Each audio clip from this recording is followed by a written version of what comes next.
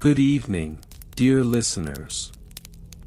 As the sun gently sets and the world around us begins to quiet, we invite you to settle in and let the soothing sounds of history envelop you. Tonight, we embark on a journey through time, exploring a uniquely tranquil aspect of Viking life that may seem mundane at first glance but holds within it the whispers of a culture deeply attuned to the rhythms of nature. In this episode, we will delve into the intricate and, yes, somewhat tedious history of Viking settlement cattle grazing rotation schedules.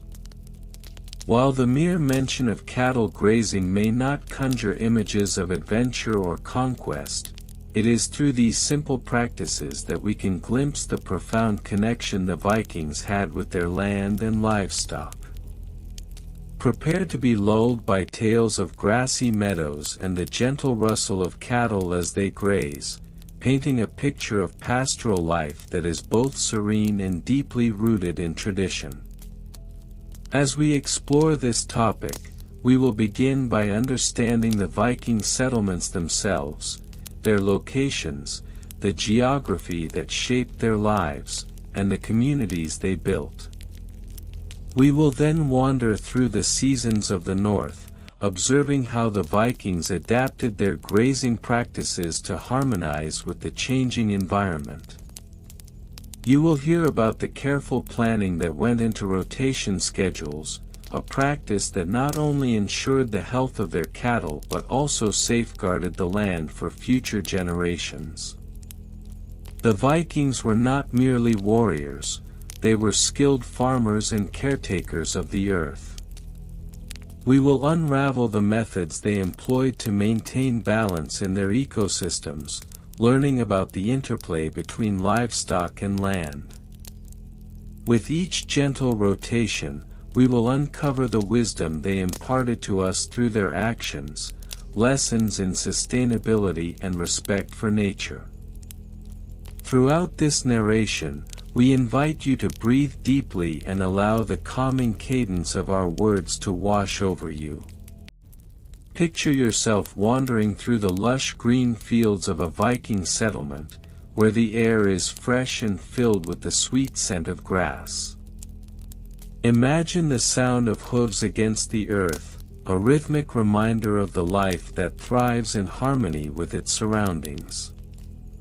As we describe the pastoral scene, let your thoughts drift gently like the clouds above, free from the worries of the day. As we transition from the broad strokes of Viking history to the minute details of their grazing practices, we will also touch upon the community aspects of these routines. The rotation schedules were not just a solitary endeavor, they involved families working together, sharing knowledge, and strengthening bonds within their communities.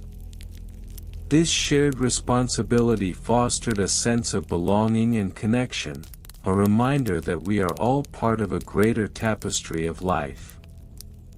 So, dear listeners, as we embark on this soothing exploration of the Viking world and their meticulous grazing rotation schedules, allow yourself to relax into the comfort of your surroundings. Let the gentle cadence of our discussion guide you into a state of tranquility, where sleep can find you easily. In a moment, we will delve deeper into the fascinating details of how these early farmers lived, worked, and thrived amidst the challenges of their environment. But first, take a deep breath, let your body unwind, and prepare to drift into a peaceful reverie as we uncover the calming history of Viking settlement cattle grazing rotation schedules. The journey is about to begin.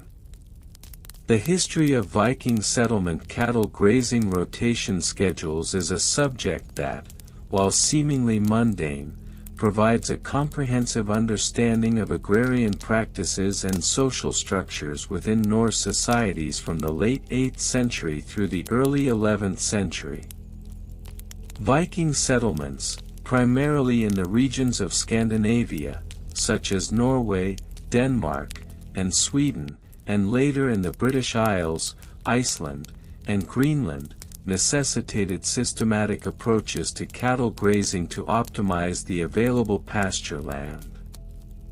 The earliest archaeological evidence of cattle domestication in the Nordic region dates back to around 4000 BCE, although it is not until the Viking Age, which commenced in approximately 793 CE with the raid on Lindisfarne, that extensive records regarding agricultural practices, including grazing schedules, begin to surface. The transition from a primarily hunter-gatherer society to one that incorporated settled agriculture is documented in various sagas and historical texts, most notably in the works of the Icelandic sagas, particularly Egil's Saga and Njál's Saga, which, while primarily literary in nature, reflect the agrarian practices of the period. By the late 9th century, the establishment of farmsteads, or byr, became prevalent among Viking settlers. These farmsteads were typically characterized by longhouses made from wood, turf, and stone, featuring thatched roofs. The longhouse served as the primary dwelling for both humans and livestock, with the interior often divided into distinct areas for living quarters and animal housing. Architectural studies indicate that the layout of these farmsteads included designated pastures, arable fields, and areas for hay storage, which were essential for supporting livestock during the winter months. The rotation of grazing areas was a practice integral to maintaining pasture health and optimizing livestock productivity. Historical records suggest that Viking farmers implemented a three-field system, which involved alternating grazing and crop cultivation across 3 designated fields. This system allowed for the preservation of soil nutrients and prevented overgrazing. The implementation of such schedules was likely overseen by local chieftains or landowners, who maintained records of grazing patterns and crop yields, although the exact administrative procedures remain largely undocumented due to the scarcity of written records from the time. Evidence of administrative oversight can be gleaned from the Gulating law, established around 1000 CE in Norway, which included provisions related to agricultural practices. The Gulating law mandated the establishment of communal grazing lands and specified the responsibilities of landowners regarding the maintenance of these areas. This legal framework provided a form of governance that facilitated cooperation among neighboring farms, ensuring that grazing schedules were adhered to and that disputes over pasture land were minimized. Daily routines within Viking settlements were highly structured and revolved around the agricultural calendar. During the spring months, typically from late March to early June, the focus was on preparing fields for sowing crops, which included barley, oats, and rye. Livestock grazing would initially be restricted to the outskirts of the farmstead, where they could consume early growth grasses without damaging the primary pasture lands. As summer approached, farmers would begin to rotate their cattle to designated pastures, allowing for systematic grazing that would maximize the growth potential of the grasses. From June to August, the bulk of cattle grazing occurred in pastures designated for this purpose. Cattle were typically herded by younger members of the farming community, who were responsible for monitoring their movements and ensuring that they did not encroach on arable lands. The use of wooden fences and natural barriers, such as hedgerows, was common to delineate grazing areas. The maintenance of these barriers was an ongoing responsibility, often carried out during communal workdays known as VR, where neighbors would come together to assist one another in tending to agricultural tasks. During the late summer months, particularly in August, farmers would begin the process of haymaking, which was critical for sustaining livestock through the harsher winter months. This involved cutting grass from fields that had been previously grazed and allowing it to dry before storing it in lofts or dedicated hay barns. The hay harvest was a time-consuming process that required the coordinated efforts of families and neighbors, reflecting the communal nature of Viking agrarian life. Cattle would gradually be moved back to the farmstead as the availability of fresh pasture diminished. As autumn approached, the grazing rotation schedules would become increasingly strategic. By late September to early October, the remaining pastures would be evaluated for their capacity to sustain livestock through winter. Farmers would make decisions regarding which cattle to retain for breeding and which to cull for meat, reflecting both economic considerations and social customs. This was also the time for communal gatherings, where livestock was often assessed and traded, further reinforcing social ties within the community. Throughout the winter months, from late October to early March, the grazing of cattle was largely restricted to designated winter pastures, which were often less nutrient-rich than summer grazing areas. During this period, livestock primarily subsisted on stored hay and any remaining forage available in the pastures. The reliance on stored feed necessitated meticulous planning during the previous summer and autumn months, as a successful winter season was contingent upon the effectiveness of grazing rotation schedules and hay production. The significance of meticulous grazing rotation in Viking society extended beyond mere agricultural practice. It was deeply intertwined with the cultural and social fabric of the community. The organization of labor, the adherence to communal grazing protocols, and the sharing of resources underscored a collective responsibility that was paramount in a society reliant on subsistence farming. The records that exist, albeit limited, illustrate a highly coordinated approach to cattle management that was essential for the sustainability of Viking settlements.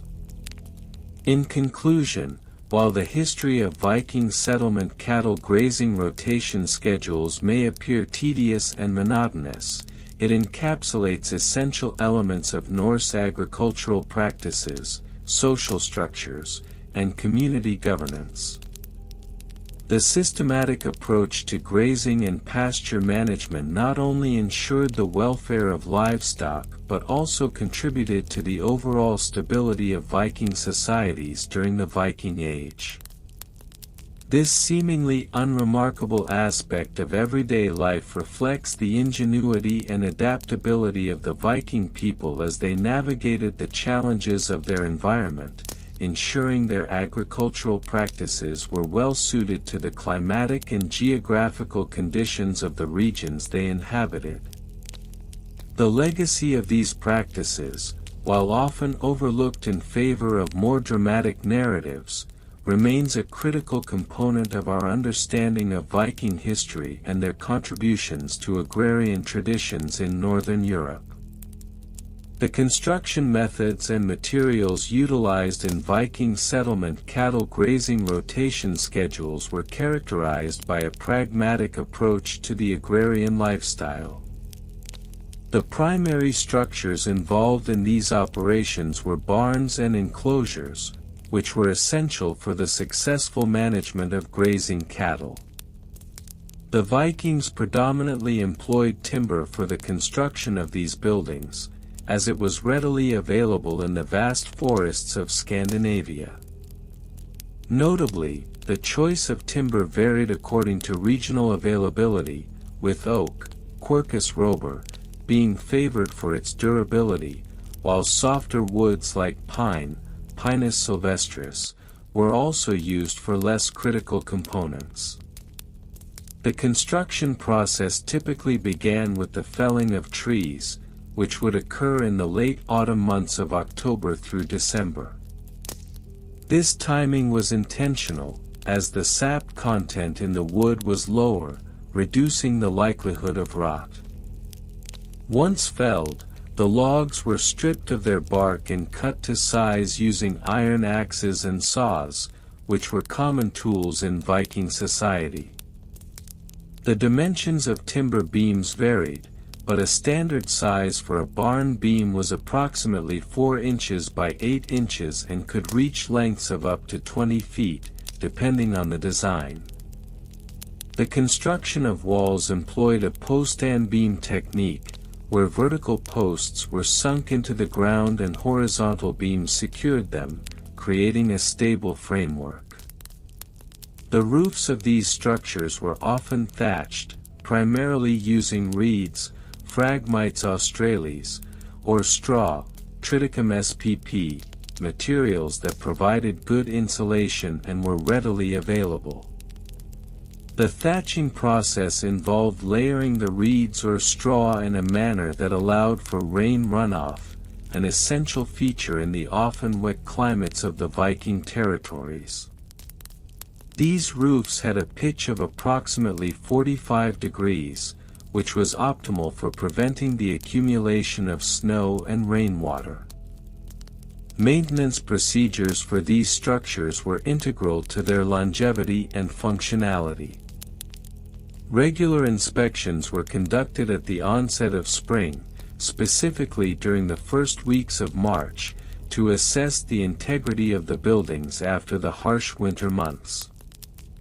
Maintenance tasks typically included replacing rotting timber, rethatching roofs, and reinforcing walls. It was also common to apply a mixture of clay and animal dung to the walls to enhance their durability and weather resistance. This mixture was known as daub and was applied to a wattle framework, creating a composite wall that offered better insulation. In terms of financial records and costs associated with the construction and maintenance of these grazing facilities, detailed accounts were meticulously kept, primarily by the head of the household or designated overseer. These records often utilized a simple ledger system, documenting expenses related to labor, materials, and equipment. Labor costs were calculated based on the daily wage of a laborer, which ranged from 2 to 4 silver coins per day, depending on the skill level required for specific tasks. For example, skilled carpenters could command higher wages due to their specialized knowledge in timber framing. The cost of materials varied significantly based on local resources. For instance, in regions where timber was plentiful, the expense for logs could be minimal, often requiring only the cost of labor for felling and transporting the wood. Conversely, in areas where timber was scarce, the procurement costs could increase substantially. The price of thatching materials, such as reeds or straw, was similarly affected by regional availability, with average costs recorded at approximately 1 to 3 silver coins per bundle. Personnel involved in the construction and maintenance of cattle grazing facilities included a variety of roles, each with specific job descriptions. The primary labor force consisted of general laborers, who performed basic tasks such as transporting materials and assisting skilled tradesmen. Skilled carpenters, responsible for the structural integrity of the buildings, played a crucial role in ensuring that the construction met both safety and design standards. These carpenters were expected to possess knowledge of local timber types and construction techniques, which they would have acquired through apprenticeships that lasted several years. In addition to carpenters, thatchers specialized in the application of thatching materials. Their expertise was vital, as improper thatching could lead to leaks and subsequent decay of the underlying timber structure. Furthermore, a designated overseer, often a member of the household or a trusted farmhand, would coordinate the activities of these workers, ensuring that tasks were completed on schedule and within budget. This overseer was also responsible for maintaining the financial records, providing a direct link between the labor force and the economic viability of the operation. Technical specifications of the grazing facilities were designed to optimize the management of cattle. The average barn size was typically around 20 feet in width and 40 feet in length, accommodating an estimated 10 to 15 cattle within a single structure. The interior layout was specifically planned to allow for efficient movement of livestock, with designated areas for feeding, milking, and resting. Feeding troughs, which were often constructed from timber or stone, were placed strategically within the barn to minimize waste and facilitate easy access for the cattle. Enclosures for grazing were equally well planned, with dimensions varying based on the number of cattle and the quality of the pasture. Typically, an acre of pasture could support approximately 2 to 3 cattle, depending on the fertility of the land. Enclosure fencing was constructed using vertically placed stakes, typically 6 feet in height, with horizontal timbers secured between them. The choice of fencing material was critical, as it needed to withstand the pressure exerted by livestock while also being resistant to weathering. In summary, the comprehensive analysis of the construction methods, maintenance procedures, financial records, personnel roles, and technical specifications associated with Viking settlement cattle grazing rotation schedules reveals a remarkably structured and methodical approach to agrarian life. These elements, seemingly mundane in their specificity, collectively contribute to a broader understanding of the Vikings' agricultural practices and their lasting impact on the development of European farming traditions. The rigorous attention to detail in every aspect of cattle management underscores the importance placed on sustainable practices that ensured the viability of their settlements over generations. Such an examination of the minutiae of Viking agricultural practices serves as a reminder of the complexity inherent in what may initially appear to be a simple lifestyle, revealing a rich tapestry of cultural and economic activities that shaped the Viking way of life. The construction methods employed by the Vikings in the establishment of their cattle grazing areas were notably systematic and reflected a deep understanding of local resources. The primary materials utilized in these constructions included timber, which was often sourced from nearby forests, and stone, when available. The Viking Age, spanning approximately from 793 to 1066 AD, saw the development of various building techniques that were adapted to the environmental conditions of different regions across Scandinavia. Timber construction was predominant, particularly in the form of longhouses, langhus, that served as both habitation and livestock shelter. The dimensions of these longhouses varied, with common lengths ranging from 15 to 30 meters and widths between 5 to 10 meters. The structural framework typically consisted of a series of vertical posts, which were often dug into the ground to a depth of 1 meter to ensure stability. Horizontal beams were then laid across the posts to create a sturdy skeleton. The walls were constructed using a wattle and daub technique, where woven branches, wattle, were coated with a mixture of clay, mud, and straw, daub, to provide insulation against the harsh Scandinavian climate. This method not only utilized readily available materials but also allowed for efficient construction techniques that could be executed by small, local workforces. In addition to the longhouses, auxiliary structures were often built for the purposes of storing fodder and equipment. Granaries, cornice, were commonly constructed using similar timber framing techniques, and their dimensions typically mirrored those of the longhouses, often measuring around 6 meters by 4 meters. The roofs were generally steeply pitched to facilitate the shedding of snow and rain, thereby extending the lifespan of the structures.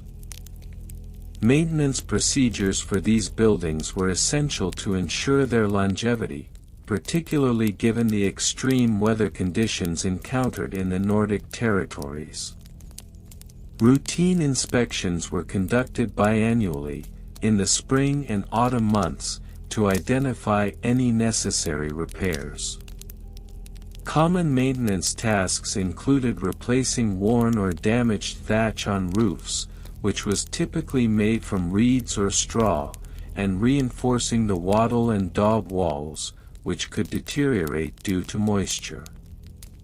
The use of linseed oil as a treatment for wooden beams was documented in some regions, where it was applied to prevent rot and extend the durability of the structures. Financial records from archaeological sites, such as those found in the Lofoten Viking Museum in Norway, provide insights into the costs associated with these constructions. The expenses incurred in the construction of a longhouse could amount to approximately 50 to 100 Norwegian krone, NOK, based on estimates derived from historical accounts and comparative analysis of labor and material costs in the Viking Age. Labor was often provided by community members as part of a collective effort, known as dugnad, where individuals contributed their skills and time in exchange for communal support during the leaner months of the year. The personnel involved in the construction and maintenance of cattle grazing facilities included a range of skilled and unskilled laborers. The foreman, verkfører, responsible for overseeing construction projects, typically had significant experience in carpentry and structural engineering. Their role included the delegation of tasks to junior carpenters and laborers, who were often tasked with manual labor such as transporting materials, digging foundations, and assisting in the assembly of structures. A common workday could last from dawn until dusk, roughly 12 to 16 hours, depending on the season and the urgency of the construction.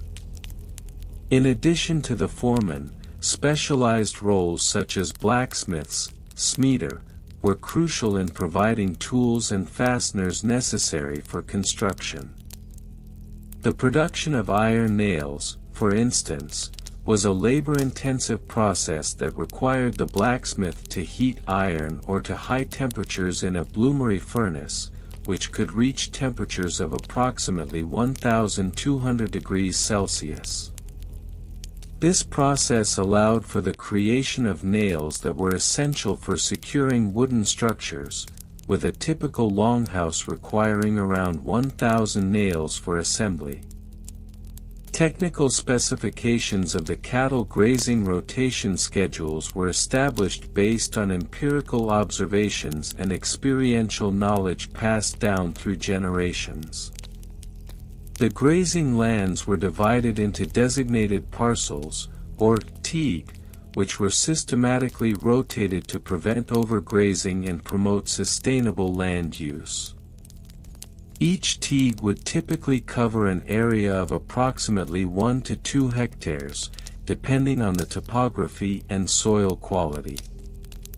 It was common practice to allow the land to rest for a minimum of 2 growing seasons before reintroducing livestock, thereby facilitating the regeneration of native grasses and other forage. The scheduling of grazing activities was intricately documented in the form of ledger books, with entries detailing the dates of grazing rotations, the number of cattle grazed, and the condition of each pasture. An example entry from a ledger dated 872 AD indicates that on the 15th of June, 50 head of cattle were moved to Teague number 3, while Teague number 1 was allowed to lie fallow.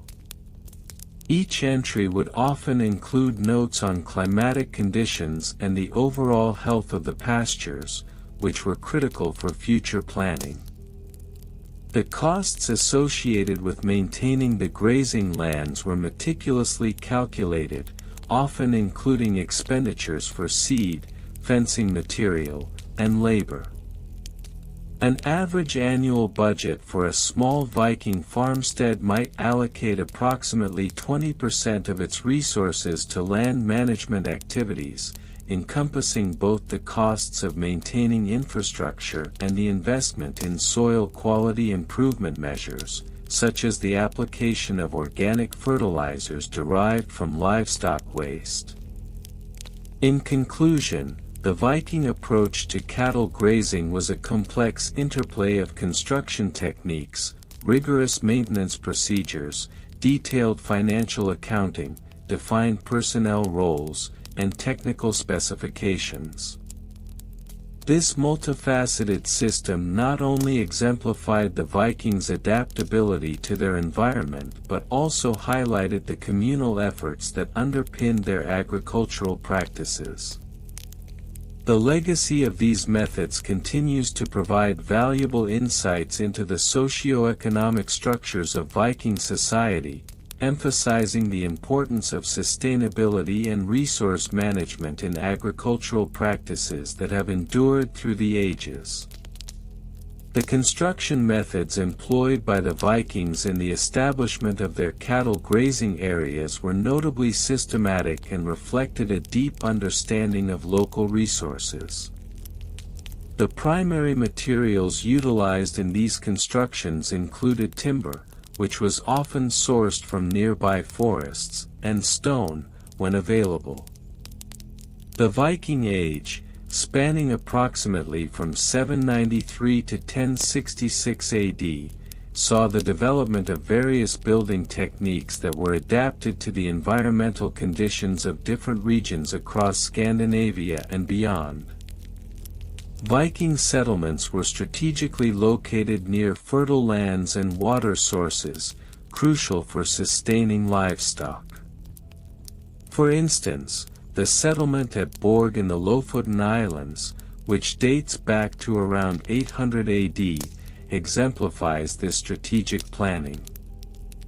The site featured longhouses made from timber and turf, with roofs that were often steeply pitched to shed snow.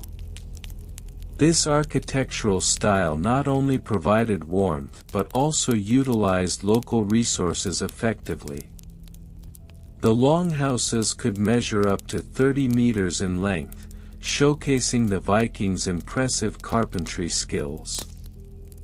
These structures typically housed both humans and animals under one roof, promoting warmth through shared body heat during the harsh Scandinavian winters. The Vikings demonstrated remarkable ingenuity in their construction methods, particularly in their use of the post-and-lintel system, where vertical posts supported horizontal beams. This technique was fundamental in creating spacious interiors suitable for livestock. For example, the longhouses at Evaldsens on the island of Karmøy, dating back to around 800–1100 AD, displayed a well-planned layout with a central hearth that provided both heat and light. The design often included a pen for cattle at one end, emphasizing the importance of livestock in their agrarian lifestyle. In addition to timber, the Vikings also employed stone in regions where it was readily available. The use of stone walls can be observed in the archaeological remains of the settlement at Gjelling, Denmark, which features burial mounds and stone structures dating back to the 10th century. These constructions were not only functional but also served as a status symbol, reflecting the wealth and power of the chieftains who commissioned them. The Gjelling stones, inscribed with runes, are a testament to the merging of practical and ceremonial architecture among the Vikings. To secure grazing areas, the Vikings often constructed enclosures using wooden fences or walls made of stone. These enclosures were designed to protect livestock from predators and prevent them from wandering off. The design of these enclosures varied depending on the available materials. In regions with abundant timber, such as Norway, wooden palisades were common, while areas with plentiful stone, like Iceland, saw the use of dry stone walls, which required no mortar and were built by stacking stones in a stable configuration. The process of constructing these grazing areas involved several key steps. Initially, the Vikings would survey the land to identify suitable sites, taking into account factors like soil fertility, water access, and sunlight exposure. Once a location was chosen, they cleared the area of vegetation and debris. For wooden structures, trees were felled in a sustainable manner, ensuring that only a portion of the forest was harvested at a time. After gathering materials, the Vikings began the construction process with the framework of the longhouse. They carefully selected timber for its strength and durability, often using oak or pine. The logs were then shaped using simple tools like axes and chisels. Once the framework was erected, the walls were constructed, often using wattle and daub, a technique that involved weaving branches and covering them with a mixture of mud and straw. This method provided insulation and protection against the elements. Historical context also plays a significant role in understanding Viking construction methods. The Viking Age was marked by significant climatic changes, particularly during the medieval warm period, approximately 950–1250 AD, which increased the viability of agriculture in northern Europe. This period enabled the Vikings to expand their cattle farming practices, leading to the establishment of larger settlements and trade networks. Evidence from archaeological sites, such as the one at Glomber in Iceland, reveals that by the 10th century, Viking farmers were developing sophisticated agricultural techniques, including crop rotation and the use of animal manure as fertilizer. In conclusion, the Vikings' systematic approach to constructing cattle grazing areas reflects a sophisticated understanding of their environment and resources. Through the use of timber and stone, innovative building techniques, and strategic planning, they created sustainable agricultural practices that supported their communities. The evidence from various archaeological sites illustrates not only their architectural prowess but also their adaptability to changing environmental conditions, ultimately contributing to the Viking legacy as skilled farmers and builders in the medieval world. The construction methods employed by the Vikings in relation to their cattle grazing facilities were characterized by a pragmatic approach to available resources and environmental conditions. Primarily, timber sourced from local forests served as the principal building material. In the early medieval period, specifically between 800 and 1100 AD, the Vikings utilized trees such as oak, Quercus robur, and pine, Pinus sylvestris, due to their durability and availability. Oak was often preferred for structural elements, while pine was used for roofing, given its lighter weight and ease of handling. The construction of cattle barns typically followed a post and beam framework, where vertical posts were driven into the ground to support horizontal beams. The dimensions of these barns varied, but a common size was approximately 15 meters in length and 8 meters in width, providing adequate space for a small herd of cattle, typically numbering between 10 to 15 animals. The roofs were usually thatched with reeds or straw, which provided insulation and protection from the elements, essential for the survival of livestock throughout the harsh Scandinavian winters. The sloping design of these roofs, often with an incline of about 30 degrees, facilitated rain runoff and prevented snow accumulation. Maintenance procedures for these structures were systematic and often seasonal. Regular inspections were essential, particularly in spring, to assess the integrity of the timber and thatching. Repairs typically involved replacing rotting wood, which was a common issue due to the damp climate. The average lifespan of a thatched roof was approximately 10 to 15 years, necessitating periodic replacement. In 1075, for instance, records indicate that a specific cattle barn in the region of modern-day Norway underwent significant repairs, with a budget allocation of 10 silver coins for timber and labor. Financial records pertaining to Viking cattle grazing operations were meticulously maintained, reflecting the economic importance of livestock to Norse society. The average cost of maintaining a herd of cattle included expenditures for feeding, shelter construction, and veterinary care. A typical budget in 1010 AD noted that it cost approximately 3 silver coins per head of cattle for winter feed, which consisted mainly of hay and oats. This expenditure was crucial, considering that a single matured cow could yield upwards of 600 liters of milk annually, directly contributing to food security and trade. Personnel involved in the management of cattle grazing operations were typically comprised of individuals with specific job descriptions. The primary role was that of the herder, or bondi, responsible for overseeing the daily activities of the herd.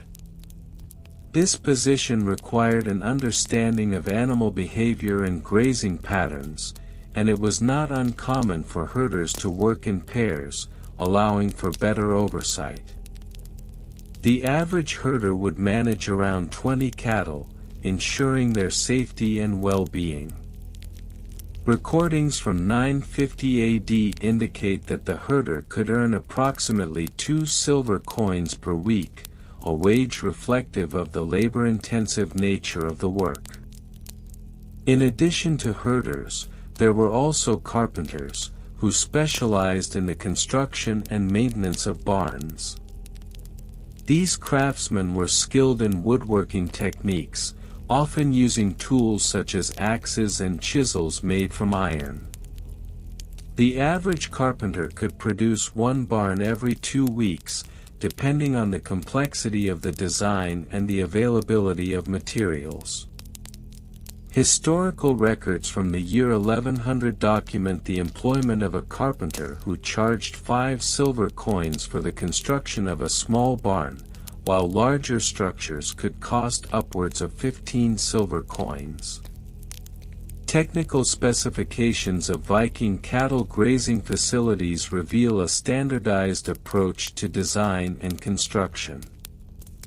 The floor plan of a typical barn included designated areas for feeding and resting, with feeding troughs constructed from wood or stone.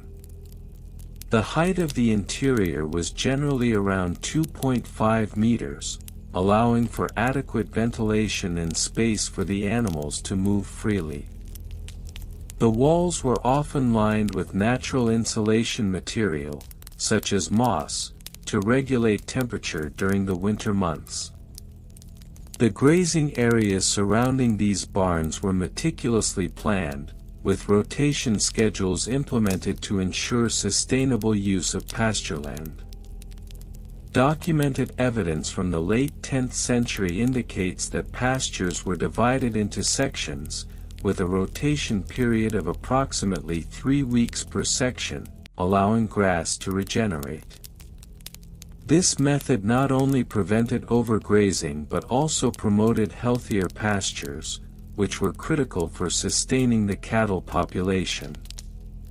Moreover, the integration of water sources was a vital consideration in the design of grazing facilities.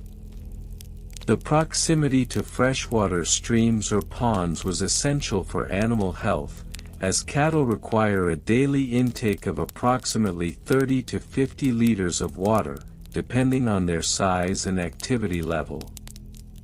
A study conducted in 1025 revealed that the optimal distance for cattle to travel to water sources was no more than 200 meters, thereby minimizing stress and maximizing grazing efficiency. In summary, the Viking approach to cattle grazing involved a complex interplay of construction techniques, maintenance practices, economic management, and personnel organization. Each aspect was carefully designed to ensure the productivity and sustainability of their agricultural practices. The legacy of these practices can still be observed in modern agricultural methods, illustrating the enduring influence of Viking ingenuity in livestock management. The construction methods employed by the Vikings in relation to their cattle grazing facilities were characterized by a pragmatic approach to available resources and environmental conditions. Primarily, timber sourced from local forests served as the principal building material. In the early medieval period, specifically between 800 and 1100 AD, the Vikings utilized trees such as oak, Quercus robur, and pine, Pinus sylvestris, due to their durability and availability. Oak was often preferred for structural elements because of its strength, while pine was used for other components where flexibility and lighter weight were beneficial. The Vikings' reliance on local timber was evident in their grazing facilities, which were typically built close to their farms to minimize the transport of materials. These structures, known as byres, served as barns for cattle, sheep, and goats, ensuring that livestock were sheltered from harsh weather conditions. The construction of these byres involved a simple yet effective design. They often featured a post and beam framework, with vertical posts dug into the ground and horizontal beams connecting them. The walls were often made of wattle and daub or timber planks, with thatched roofs made from reeds or straw providing insulation and protection from the elements. Historical records from the 11th century suggest that Viking settlements in regions like modern-day Norway and Denmark were adept at adapting their building techniques to suit their environments. For instance, in coastal areas where timber was abundant, larger and more robust byres could be constructed, while in regions with less wood available, the structures were smaller and more modular. This adaptability not only showcased their engineering skills but also reflected their understanding of sustainable practices. One notable example of Viking cattle grazing facilities is found at the archaeological site of Hedeby, a major trading center in present-day Germany that thrived between the 8th and 11th centuries. Excavations at Hedeby revealed remains of large wooden byres that could accommodate substantial herds. These structures were designed with slatted walls to allow for ventilation while keeping the animals safe from predators and the elements. The size of these facilities indicates that Hedeby was not only a trade hub but also a significant agricultural center, with cattle grazing playing a critical role in the local economy. To understand the scale of cattle farming during this period, it is estimated that a typical Viking farm could support anywhere from 10 to 30 cattle, depending on the size of the farm and the quality of the land. Each cow could produce about 2 to 4 gallons of milk per day, providing a vital source of nutrition for Viking families. The byres were strategically located near grazing pastures, often within a short walking distance, allowing for easy movement of livestock between their grazing areas and shelter. In terms of construction specifications, a typical Viking byre could measure between 20 to 30 feet in length and 10 to 15 feet in width. The roof would usually have a pitch of about 30 degrees, allowing rainwater and snow to slide off easily, thereby reducing the risk of structural damage. The floor was often covered with straw or earth to provide insulation and comfort for the animals, while also facilitating waste management. The waste was frequently collected and used as fertilizer for nearby fields, showcasing the Vikings' understanding of the nutrient cycle and their sustainable farming practices. In northern regions, where winters could be particularly harsh, additional measures were taken to ensure the safety and well-being of the livestock. For example, in Iceland, where timber was scarce, the Vikings constructed byres using turf and stone. These structures, known as turf houses, utilized layers of grass and soil to provide excellent insulation, allowing for a stable internal temperature even during severe winter storms. The historical context of these practices is crucial. The Viking Age, spanning from approximately 793 to 1066 AD, was marked by significant social, economic, and environmental changes in Scandinavia and beyond. With the rise of trade networks and agricultural innovations, the demand for cattle and other livestock increased. The establishment of grazing facilities was not merely a matter of convenience, it was essential for sustaining the growing populations and supporting the Viking economy. In summary, the construction methods of Viking cattle grazing facilities reveal much about their resourcefulness and adaptability. By utilizing local materials and employing practical building techniques, Vikings were able to create functional spaces that met their agricultural needs. The case studies from sites like Hedeby and the adaptation of construction methods in Iceland highlight the Vikings' prowess in managing their environment.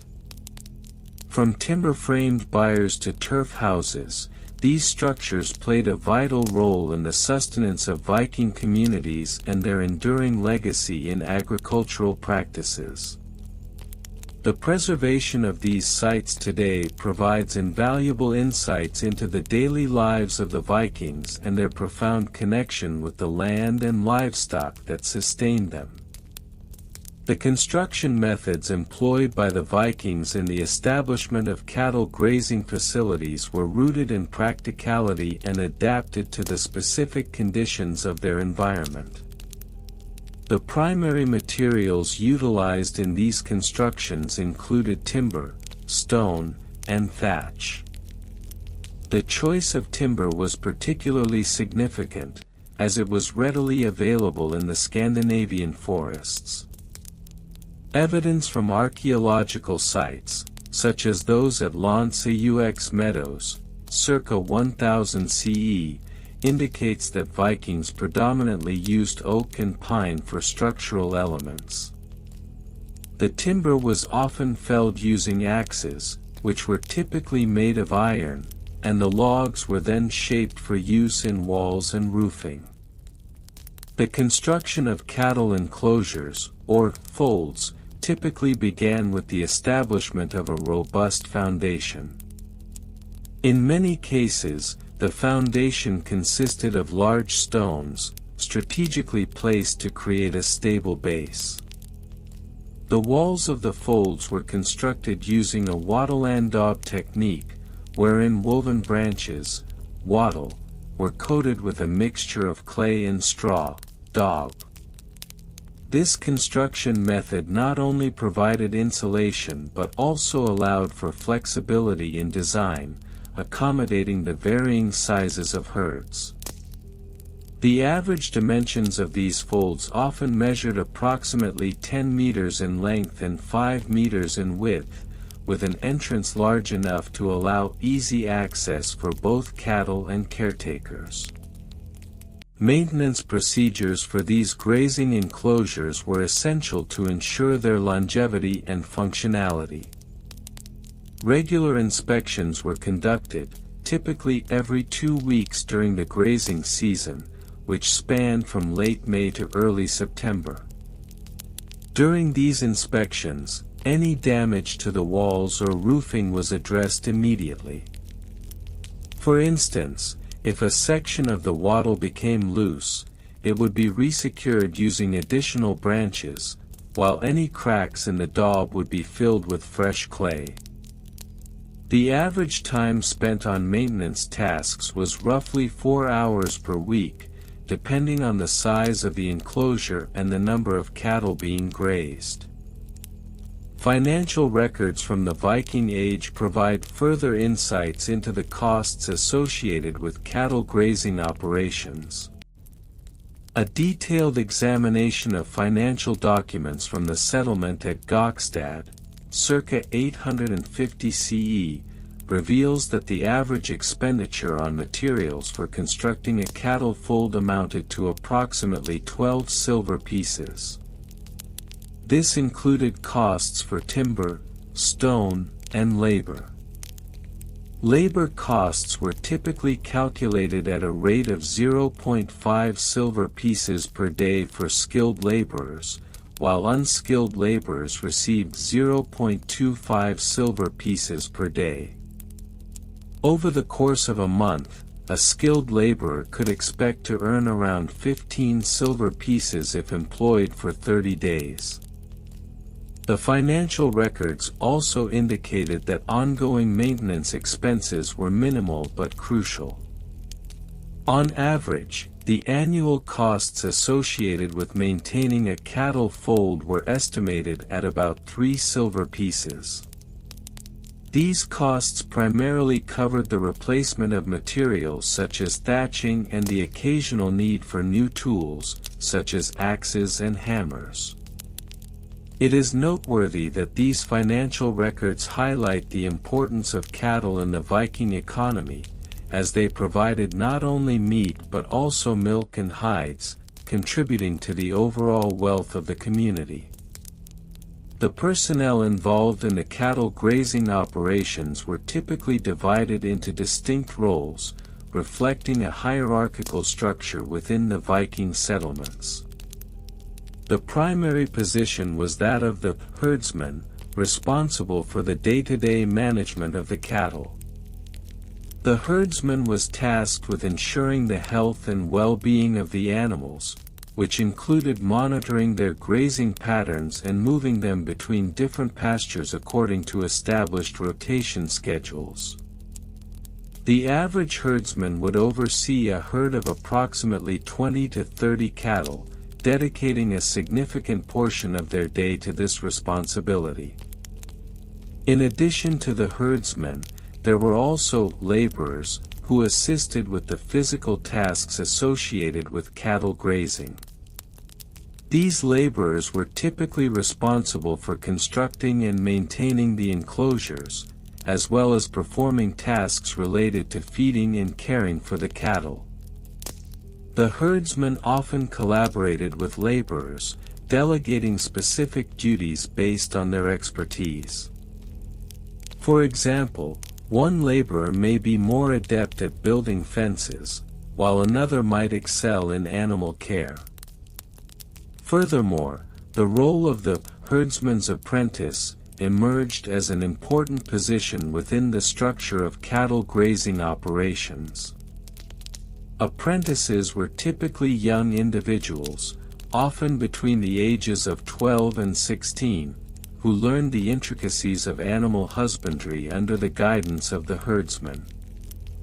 The apprenticeship typically lasted for 3 years, during which time the apprentice would gain hands-on experience in managing cattle and maintaining grazing lands. This system of apprenticeship not only ensured the transfer of knowledge but also fostered a sense of community and continuity within the settlement.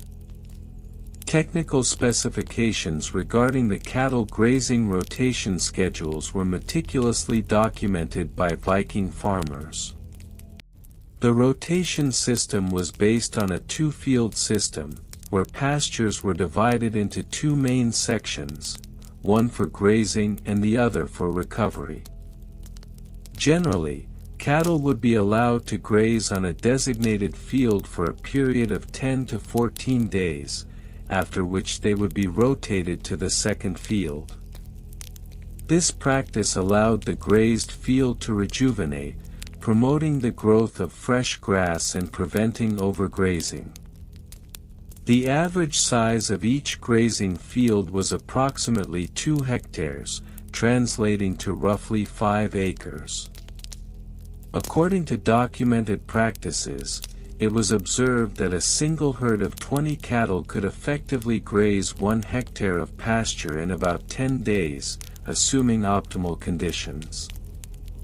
Following the grazing period, the herdsman would monitor the recovery of the pastures, typically allowing a rest period of 30 to 45 days before returning the cattle to the same field. In addition to the rotation of grazing fields, Vikings also implemented a system of supplementary feeding during the winter months. This involved the collection of hay, which was harvested at the peak of growth in early summer, and stored for the colder months. The average yield of hay from a well-maintained field was approximately 2 tons per hectare. This process was labor-intensive, requiring the coordinated efforts of multiple laborers to cut, dry, and store the hay. The hay was then fed to the cattle throughout the winter, ensuring their survival during periods when grazing was not possible. In summary, the tedious history of Viking settlement cattle grazing rotation schedules encompasses various aspects, including construction methods, maintenance procedures, financial records, personnel roles, and technical specifications. The construction of cattle folds was characterized by practical techniques utilizing available materials, while maintenance procedures ensured their longevity. Financial records provide insights into the costs associated with these operations, and personnel structures highlight the roles necessary for effective cattle management. The technical specifications of grazing rotation schedules illustrate the Vikings' understanding of sustainable practices in agriculture. All these elements combined to create a system that not only supported the livelihood of Viking communities but also reflected their deep connection to the land and the livestock they relied upon for sustenance. #The tedious history of Viking settlement cattle grazing rotation schedules, Parts 6 to 10. Part 6, Regional Variations and Comparisons. The Viking Age, spanning roughly from the late 8th century to the early 11th century, saw the emergence of various regional peculiarities in the practice of cattle grazing, particularly in relation to rotation schedules. These regional variations were significantly influenced by geographical features, climate, and local customs, which in turn dictated the availability of pastureland and the management of cattle herds. In areas such as Norway, characterized by its rugged terrain and fjords, the grazing rotation schedules were often dictated by topographical constraints. The Vikings in this region tended to employ a vertical grazing rotation system, where cattle were moved to higher pastures during the summer months to take advantage of the lush, alpine grasses. This practice, known as setterdrift, allowed for the efficient use of land, as cattle could graze on the nutrient-rich grasses that grew in the upper regions, which were otherwise inaccessible during the winter months due to snow and ice. Conversely, in the low-lying areas of southern Sweden, the grazing rotation schedules were more horizontal, as pastures were abundant and less affected by altitude. Here, the Vikings could implement a more linear grazing pattern, moving cattle through a series of adjacent fields that were cultivated in a more traditional crop rotation system. This meant that the grazing lands could be utilized year-round, albeit with careful management to prevent overgrazing, which could lead to soil degradation. In Ireland, where Viking settlements were established along coastal regions, the grazing rotation was influenced by a combination of indigenous agricultural practices and the Viking adaptation to local conditions. The Irish landscape, dotted with stone walls and hedgerows, necessitated a more intricate system of grazing management. The Vikings in this region often integrated their cattle grazing practices with the established Irish methods of land division, leading to a unique blend of rotational grazing that involved moving cattle not just across fields but also into communal pastures known as bullying. This communal practice allowed for shared grazing rights and the sustainable use of resources, contributing to a more complex socio-economic dynamic among the Viking settlers and the local Irish population. The differences in grazing rotation schedules across regions highlight not only the adaptability of the Vikings but also the ways in which local practices were incorporated into their agricultural systems. Such adaptations underscore the importance of understanding regional variations in Viking settlement practices, as they reveal insights into the interactions between Viking settlers and indigenous populations, as well as the ecological considerations that shaped their agricultural strategies. Part 7 Evolution over different time periods. The evolution of cattle grazing rotation schedules among Viking settlements can be traced through several distinct phases influenced by socio-political changes, agricultural advancements, and climatic conditions. During the early Viking Age, when raiding and plundering characterized much of their activity, the focus of settlements was primarily on immediate survival and resource acquisition. As such, grazing practices were rudimentary, with little emphasis on long-term sustainability. However, as Viking settlements became more established and transitioned from raiding to farming, there was a notable shift in grazing practices. By the 10th century, with the establishment of permanent settlements and the development of more sophisticated agricultural techniques, Viking farmers began to understand the importance of pasture management.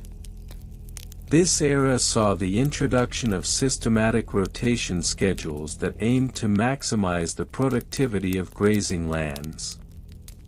The introduction of the three-field system, which involved rotating crops and allowing fields to lie fallow, also influenced cattle grazing practices. Cattle were not only seen as a source of labor and meat but also as integral to maintaining soil fertility through their manure. Consequently, herders began to develop more structured grazing schedules that aligned with crop cycles, leading to a more integrated approach to land management.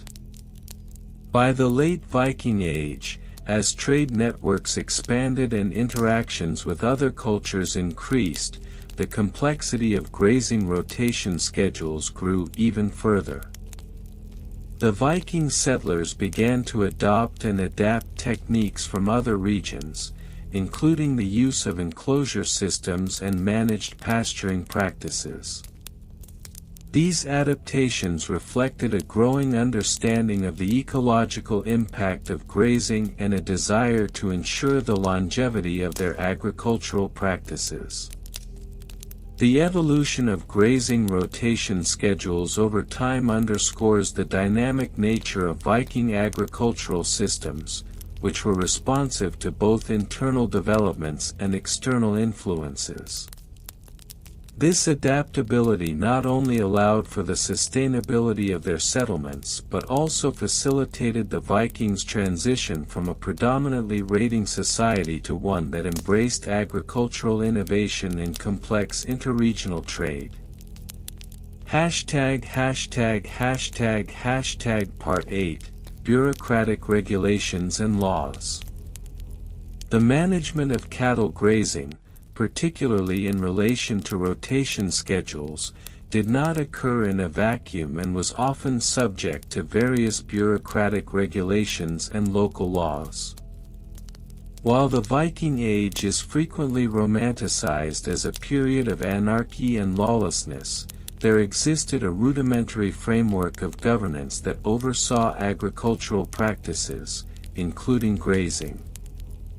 In many Viking settlements, particularly in regions like Iceland and Norway where the Althing, a parliamentary assembly, was established, communal decision-making played a crucial role in the regulation of grazing practices. Local chieftains and community leaders would convene to discuss and enforce rules regarding land use, including grazing rights and pasture rotation. These regulations aimed to prevent overgrazing and ensure equitable access to pastureland for all members of the community. In addition to community regulations, there were also legal codes that dictated grazing practices. For instance, the Grazing, the Old Norse legal code of Iceland, included stipulations regarding the rights of livestock owners and the responsibilities associated with maintaining communal pastures. These laws were essential in mediating disputes over grazing rights and establishing a framework for sustainable land management. Moreover, the establishment of grazing rights was often formalized through the use of contracts or agreements, which outlined the terms under which cattle could graze on specific lands. This legalistic approach to grazing management not only helped to ensure the sustainability of resources but also reinforced social hierarchies within Viking society, as land ownership and grazing rights often correlated with wealth and power.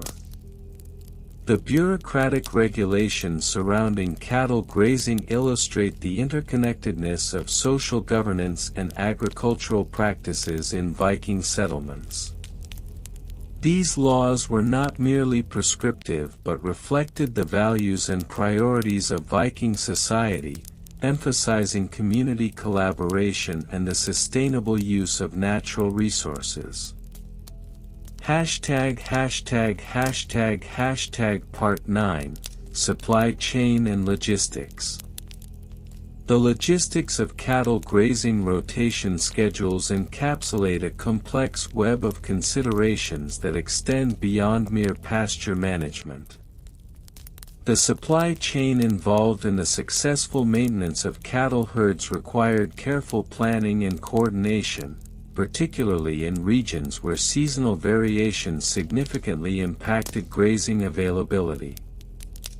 At the heart of this logistical framework was the need for herders to ensure that their cattle had consistent access to fresh pastures throughout the year. This necessitated the establishment of routes for moving cattle between grazing areas, which were often influenced by seasonal weather patterns and the availability of forage. For instance, in coastal regions, the timing of cattle movement was carefully aligned with the seasonal growth of grasses, ensuring that cattle were moved to areas where forage was most abundant. Transportation of livestock also presented logistical challenges, particularly during periods of inclement weather or when navigating difficult terrain.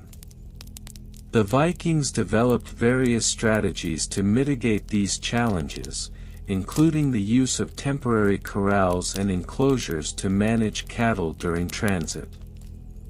The construction of these enclosures required significant labor and resources, underscoring the importance of effective logistical planning. Furthermore, the supply chain of cattle grazing was intricately linked to the broader agricultural economy. The management of cattle not only involved ensuring their health and access to pasture but also required coordination with crop production. Farmers had to time the grazing schedules in accordance with planting and harvesting cycles, ensuring that cattle were moved to areas where they could contribute to soil fertility through manure while avoiding overgrazing in fields designated for crops. The logistics of cattle grazing rotation schedules highlight the sophistication of Viking agricultural practices and their reliance on careful planning and coordination. The ability to navigate the complexities of supply chain logistics was critical to the success of Viking settlements, allowing them to optimize resource use and maintain the health of both their cattle and the land. Part 10 Record-keeping methods. The meticulous record-keeping practices employed by Viking settlers regarding cattle grazing rotation schedules reveal much about their agricultural priorities and societal organization. While the Vikings are often characterized as a culture that favored oral tradition, evidence suggests that they also engaged in various forms of written record-keeping, particularly in relation to agriculture. One of the primary methods of record-keeping involved the use of runestones, which often commemorated significant events or individuals associated with land management. These inscriptions frequently included references to cattle and grazing practices, serving as a historical record of ownership and grazing rights. For example, a runestone might detail a particular pasture's history, including previous owners and their grazing practices, providing valuable insights into the land's agricultural legacy. Additionally, the use of wooden tally sticks or notched sticks was common among Viking herders for tracking cattle movements and grazing schedules. These tally sticks served as a practical tool for herders to record the number of cattle moved to different pastures, as well as the duration of their stay. The simplicity of this method allowed for quick, on-the-spot record keeping, facilitating better management of grazing schedules. The emergence of written documentation in the later Viking Age also contributed to the evolution of record keeping. As the Vikings established more extensive trade networks and interactions with other cultures, the need for formal documentation increased. This shift led to the development of agricultural contracts and agreements that outlined grazing rights and responsibilities, often written in Old Norse. Such documents not only served as legal instruments but also as records of agricultural practices that could be referenced in future disputes. The methods of record-keeping employed by Viking settlers underscore the importance of organization and planning in their cattle grazing practices. By maintaining records of grazing schedules, movements, and rights, the Vikings were able to create a more sustainable agricultural system that reflected their understanding of land management and resource use. #Conclusion. In conclusion, the tedious history of Viking settlement cattle grazing rotation schedules reveals a complex interplay of regional variations, evolving practices, bureaucratic regulations, logistical considerations, and record-keeping methods. Through an examination of these various facets, one gains insight into the intricate agricultural systems developed by the Vikings, which were not only responsive to environmental conditions but also reflective of their social structures and cultural values. The study of these mundane aspects of Viking life, while seemingly unremarkable, provides a deeper understanding of how this remarkable culture adapted to and thrived within the diverse landscapes they inhabited. The tedious history of Viking settlement cattle grazing rotation schedules, continued. Part 7, Regional Variations and Comparisons. The Viking Age, a period spanning from the late 8th century to the early 11th century, saw a multitude of variations in cattle grazing rotation schedules across the diverse landscapes of Scandinavia and beyond. These variations were largely influenced by the geographical features, climatic conditions, and ecological zones of each region.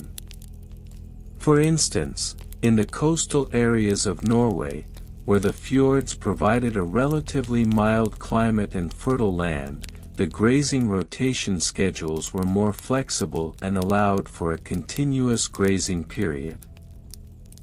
Here, the Vikings could exploit the lush grasses that thrived in the temperate maritime climate, leading to longer grazing seasons compared to their inland counterparts. Conversely, in the more rugged terrains of Iceland, where volcanic soil and harsh climatic conditions dominated, grazing practices were distinctly different. The Icelandic settlers, contending with limited arable land and a short growing season, developed a more regimented rotation system. This system was characterized by a strict adherence to seasonal rotations that maximized the utilization of the available pasture. During the summer months, herds were often driven to highland pastures, a practice known as setr, which allowed for the grazing of lush but short-lived vegetation. The rotation schedules in Iceland were meticulously planned to ensure that lower pastures could recover before being grazed again in the autumn. In contrast, the Danish settlements, with their relatively flat and fertile plains, established a more communal approach to grazing. Here, the rotation schedules were developed not just at the individual farm level but were also influenced by local customs and community agreements. The concept of landsgemeinde emerged, where local assemblies would dictate grazing rights, thus regulating access to common pastures. This communal aspect of cattle grazing rotation was essential in maintaining social cohesion and preventing overgrazing. Furthermore, the variations in grazing practices were also reflected in the types of cattle raised. In the southern regions, such as Denmark and southern Sweden, the cattle were often bred for size and milk production, leading to a different approach to grazing management. In contrast, the cattle in Norway, particularly in the mountainous regions, were smaller, hardier breeds that could withstand the harsher conditions. These regional differences in cattle breeds necessitated distinct grazing strategies, further complicating the already intricate web of rotation schedules. Part 8: Evolution over different time periods. As the Viking Age progressed, the cattle grazing rotation schedules underwent significant evolution, shaped by both environmental changes and socio-political factors. The early Viking settlements, characterized by a subsistence economy, relied heavily on traditional grazing methods that were passed down through generations. These methods were largely dictated by the natural rhythms of the environment, with farmers adapting their practices to align with seasonal changes. However, by the late 10th century, the Viking settlements began to experience increased interaction with other cultures, particularly through trade and exploration. This contact introduced new agricultural techniques and ideas, leading to a gradual evolution of grazing practices. For instance, the introduction of the three-field system, which allowed for more efficient crop rotation, also influenced grazing schedules. Farmers began to incorporate crop residues into their cattle diets, necessitating adjustments in grazing rotation to accommodate the new feeding practices. By the 11th century, as Christianity spread throughout Scandinavia, the influence of monastic agriculture began to permeate Viking farming practices. Monasteries often implemented more structured and systematic approaches to farming and grazing, emphasizing the importance of recorded schedules and efficient resource management. This period saw the emergence of more formalized grazing rotation schedules, with an increasing emphasis on record-keeping and bureaucratic oversight. Moreover, the establishment of trade routes brought about a demand for higher quality livestock, prompting farmers to adapt their grazing practices to meet these market needs. As cattle became a significant commodity in trade, the rotation schedules were fine-tuned to optimize the health and productivity of the herds. This evolution not only reflected changing economic realities but also heralded a shift in the cultural significance of cattle within Viking society. Part 9: Bureaucratic Regulations and Laws. As Viking settlements transitioned from loosely organized communities to more centralized polities, the need for bureaucratic regulations governing cattle grazing became increasingly apparent. This shift was particularly evident in the formation of the Thing, or Assembly, which served as a local governing body where laws and regulations were established.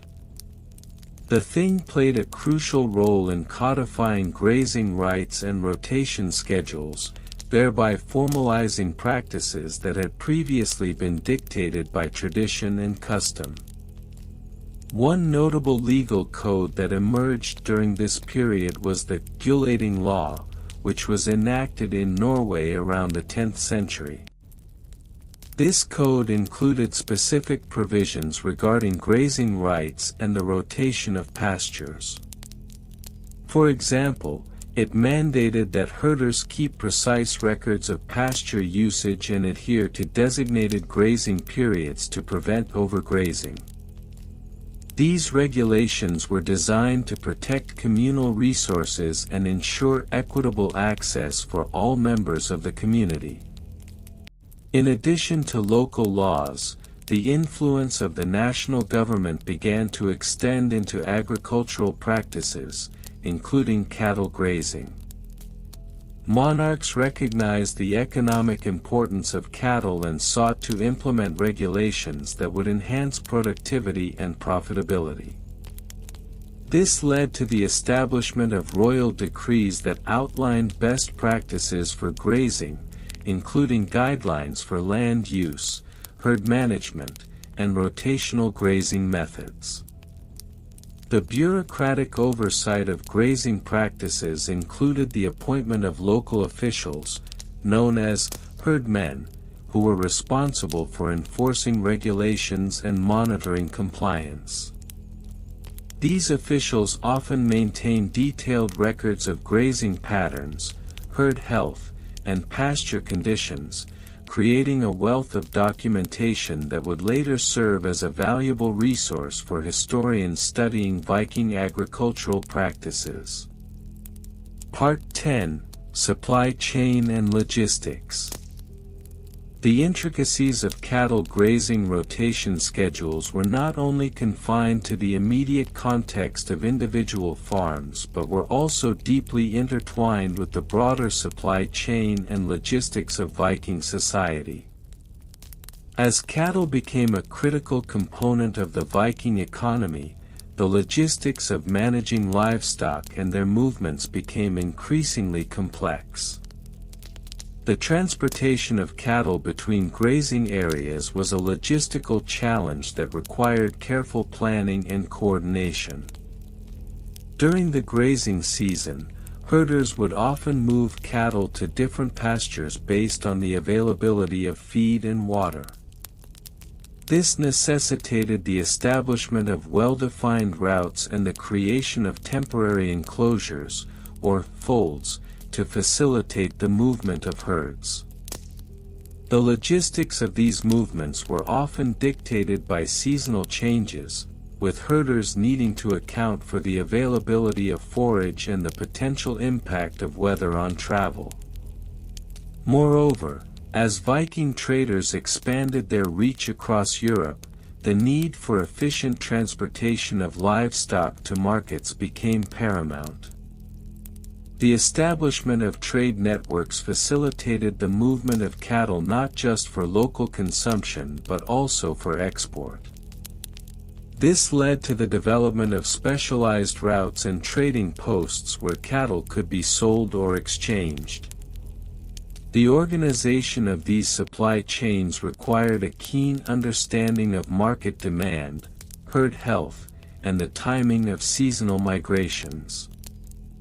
In addition to transportation logistics, the management of feed supplies also played a crucial role in the overall success of cattle grazing practices.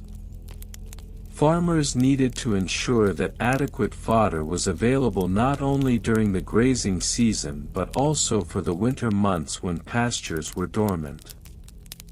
This often involved the cultivation of specific crops, such as hay and silage, which could be stored for later use.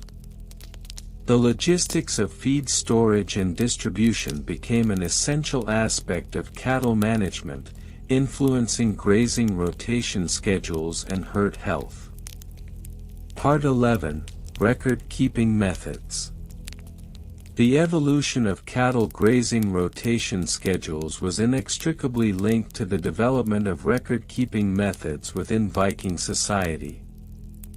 The meticulous documentation of grazing practices was not merely a bureaucratic exercise, it served as a vital tool for managing resources, ensuring compliance with regulations, and preserving communal knowledge. In the early Viking settlements, record-keeping was primarily oral, with knowledge passed down through generations via storytelling and communal gatherings. As the need for more systematic documentation emerged, particularly with the establishment of legal codes and regulations, written records began to take shape. The introduction of runic inscriptions on wooden tablets and stones marked a significant advancement in record-keeping practices. These inscriptions often included information about grazing schedules, pasture conditions, and herd health, serving as a historical account of agricultural practices. With the advent of Christianity and the influence of monastic culture, the practice of record-keeping became more formalized. Monasteries often acted as centers of learning and documentation, where scribes meticulously chronicled agricultural practices, including cattle grazing rotations. The use of parchment and ink allowed for more durable records, enabling the preservation of knowledge for future generations. By the late Viking Age, more sophisticated record-keeping methods had developed, including the use of ledgers and accounts that detailed transactions related to cattle sales, grazing rights, and pasture management. These records not only facilitated the management of individual farms but also provided valuable insights into the economic dynamics of Viking society. In conclusion, the history of Viking settlement cattle grazing rotation schedules is a multifaceted narrative that encompasses regional variations, evolving practices, bureaucratic regulations, logistical challenges, and the importance of record keeping. While the mundane details of grazing schedules may seem tedious, they reflect the intricate relationship between the Vikings and their environment, as well as the socio-economic structures that shaped their agricultural practices. The careful management of cattle grazing not only ensured the survival of communities but also played a crucial role in the broader tapestry of Viking society. The tedious history of Viking settlement cattle grazing rotation schedules, an in-depth examination of regional variations, evolution, bureaucratic regulations, supply chain logistics, and record-keeping methods. Regional variations and comparisons. The Viking Age, spanning approximately from the late 8th century to the early 11th century, was marked by extensive territorial expansion and settlement across various regions, including Scandinavia, the British Isles, and parts of continental Europe. Within this vast expanse, the methods of cattle grazing and the intricacies of rotation schedules exhibited significant regional variation. These differences can be attributed to geographical, climatic, and socio-economic factors, each influencing the pastoral practices adopted by Viking settlers. In the rugged terrain of Norway, for instance, the steep fjords and limited arable land necessitated a rotational grazing schedule that was markedly different from that employed in the more temperate and expansive grasslands of Denmark. Norwegian farmers often relied on a complex system of seasonal transhumance, wherein herds were moved between lowland pastures during the summer months and elevated summer pastures, known as cedar, in the mountainous regions. This practice not only maximized the nutritional intake of the cattle but also mitigated overgrazing in any single area, a vital consideration given the topographical constraints. Conversely, the flat and fertile plains of southern Sweden facilitated a more static grazing system. Here, Viking settlers could maintain larger herds in a more concentrated area, allowing for a simpler rotation schedule. The abundance of grasslands meant that the focus could shift towards maximizing milk production and optimizing the yields of dairy products, an essential aspect of the Viking diet. This led to a different set of challenges, including the management of soil fertility, as the constant grazing pressure could lead to soil degradation if not carefully monitored. Further afield, in the British Isles, Viking settlers encountered distinct climatic conditions and pasture types, which necessitated adaptations in their grazing schedules. The lush pastures of Ireland, for example, allowed for year-round grazing, leading to a different approach in herd management compared to their Scandinavian counterparts. Here, the introduction of clover and other legumes became prevalent, enriching the soil and providing a more sustainable grazing environment. This not only improved cattle health but also had a notable impact on the local economy, as beef and dairy products became significant trade commodities. Evolution over different time periods.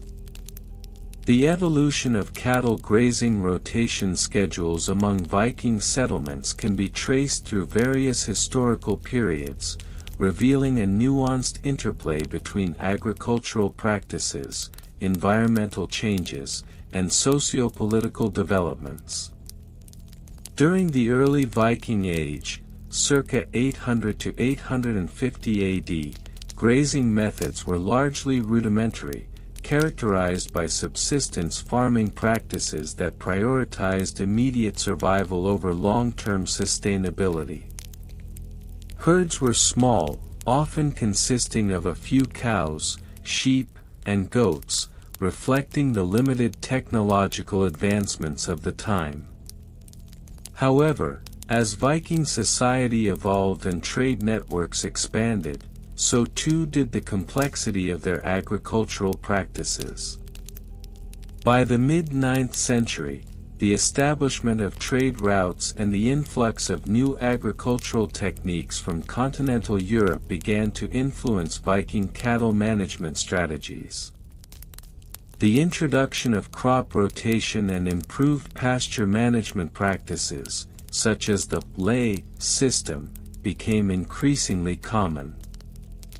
This system involved alternating between grazing and crop cultivation, thereby maintaining soil fertility and ensuring a consistent food supply for both cattle and humans.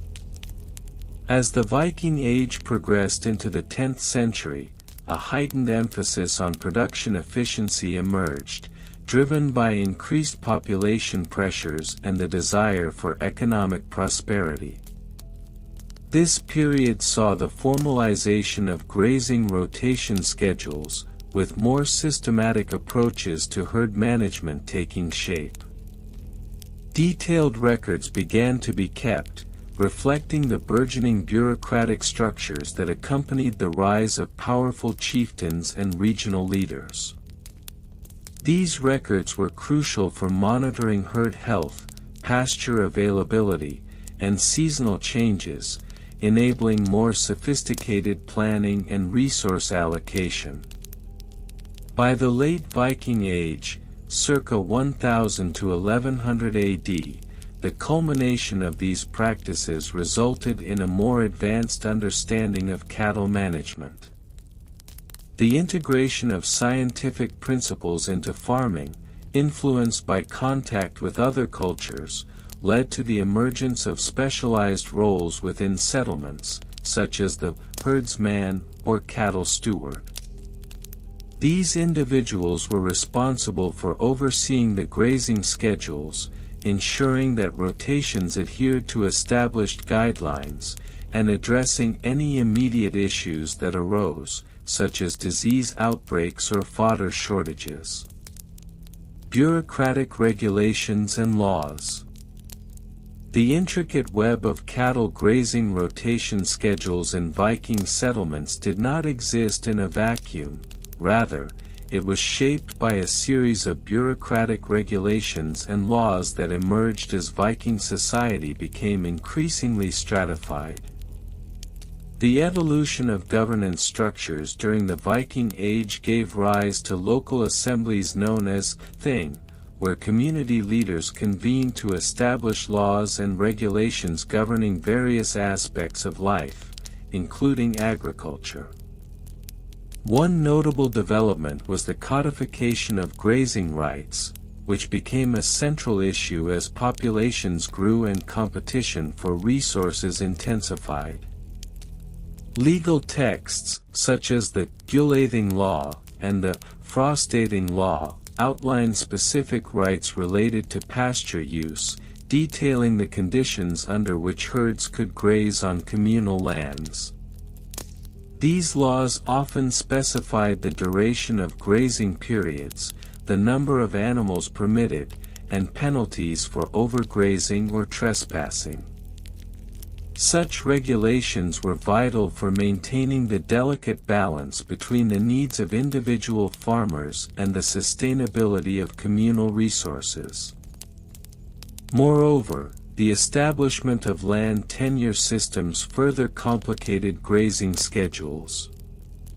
In many cases, land was divided into distinct parcels, each with its own set of grazing rights and responsibilities.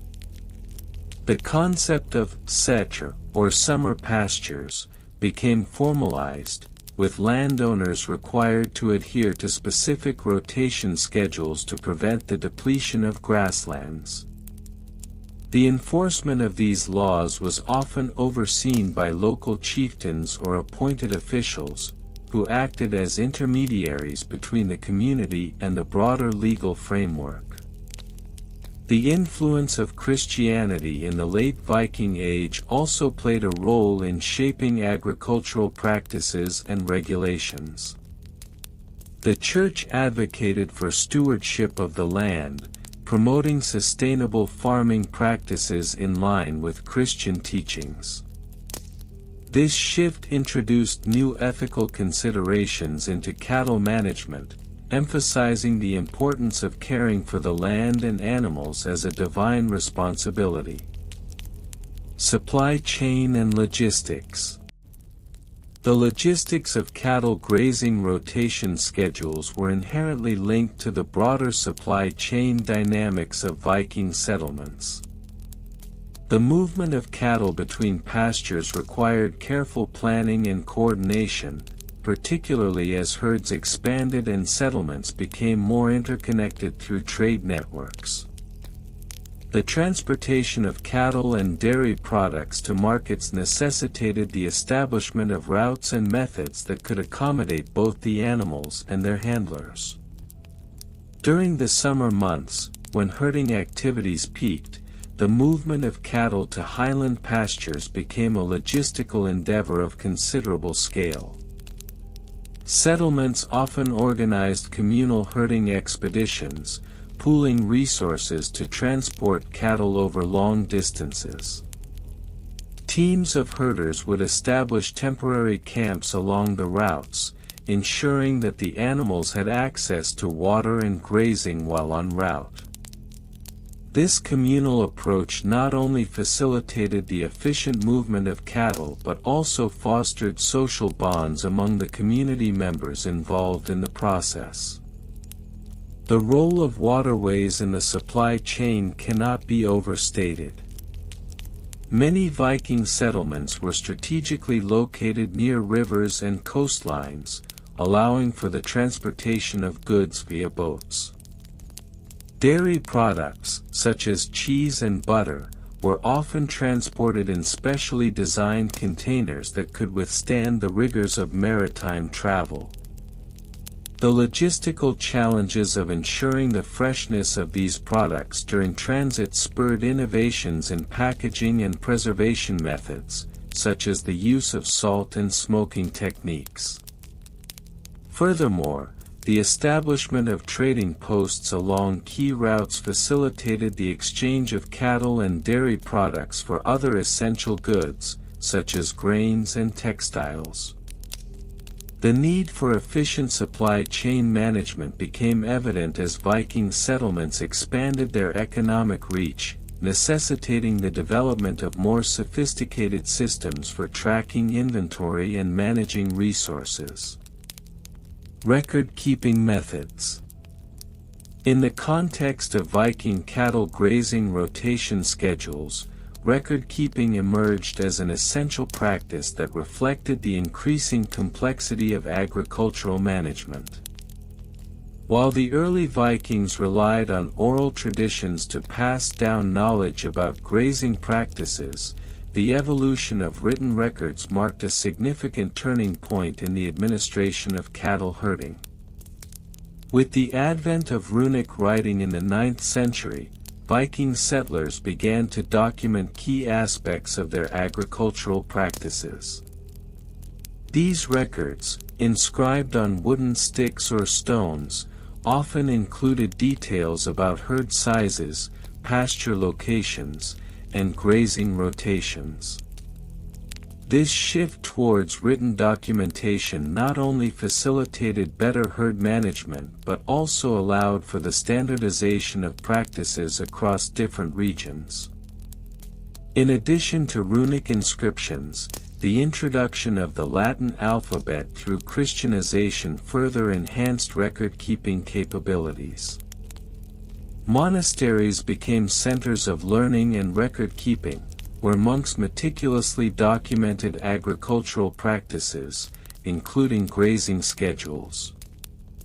These records often included annotations about weather patterns, soil conditions, and the impact of grazing on pasture health, providing invaluable insights for future generations. Moreover, the establishment of annual gatherings, such as the Thing, provided opportunities for communities to review and update their grazing records collectively. These meetings served as a forum for discussing challenges, sharing knowledge, and revising rotation schedules based on collective experiences. In conclusion, the tedious history of Viking settlement cattle grazing rotation schedules is a multifaceted narrative that encompasses regional variations, historical evolution, bureaucratic regulations, supply chain logistics, and record-keeping methods. Each aspect, though seemingly mundane, contributes to our understanding of Viking agricultural practices and their profound impact on the sustainability of their communities. As we delve into the minutiae of these practices, it becomes evident that the careful management of cattle grazing was not merely a matter of survival but a reflection of the Vikings' intricate relationship with their environment and the socio-economic systems that governed their lives. The tedious history of Viking settlement cattle grazing rotation schedules, Part 9. Regional variations and comparisons.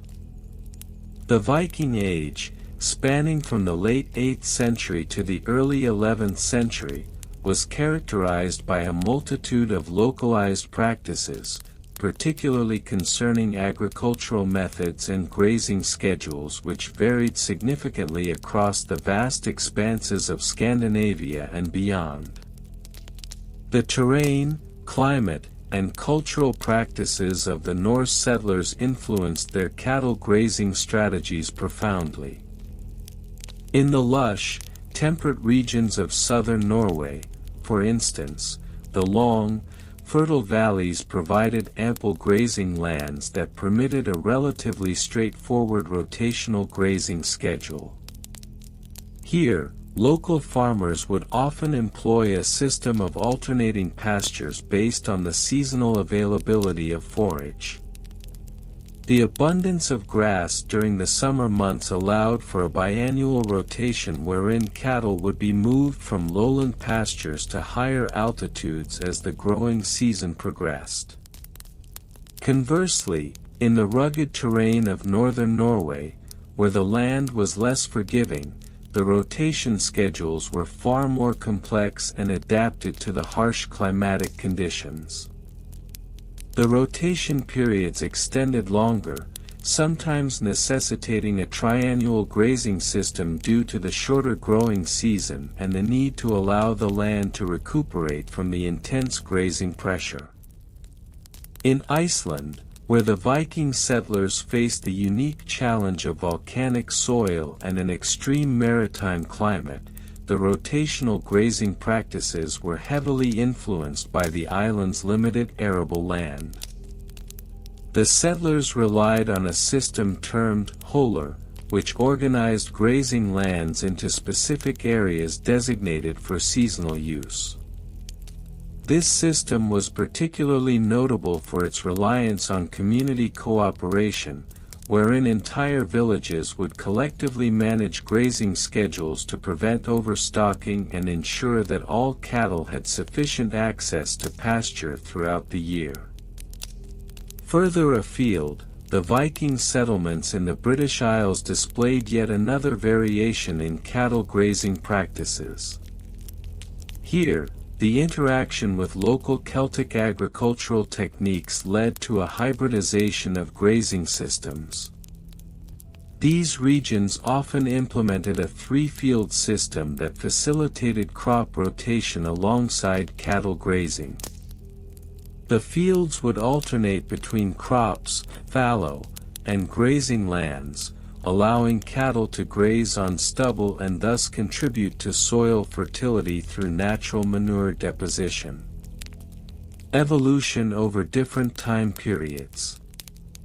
The evolution of cattle grazing rotation schedules from the early Viking Age to the end of the period reflects broader agricultural advancements and socio-economic changes. Initially, Viking settlers relied heavily on subsistence farming techniques, which dictated a more rudimentary and often chaotic approach to cattle management.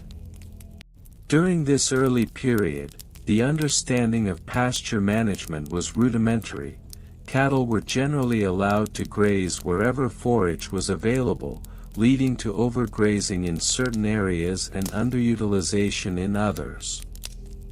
As time progressed, particularly into the 10th century, the Viking community began to develop a more sophisticated understanding of agronomy, influenced by interactions with settled agricultural societies in Europe.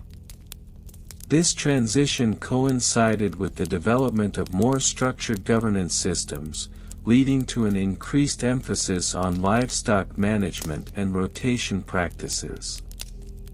Evidence from archaeological sites indicates that by the late Viking period, communities began to implement more defined grazing schedules, driven by the dual pressures of increasing population density and the need for sustainable farming practices.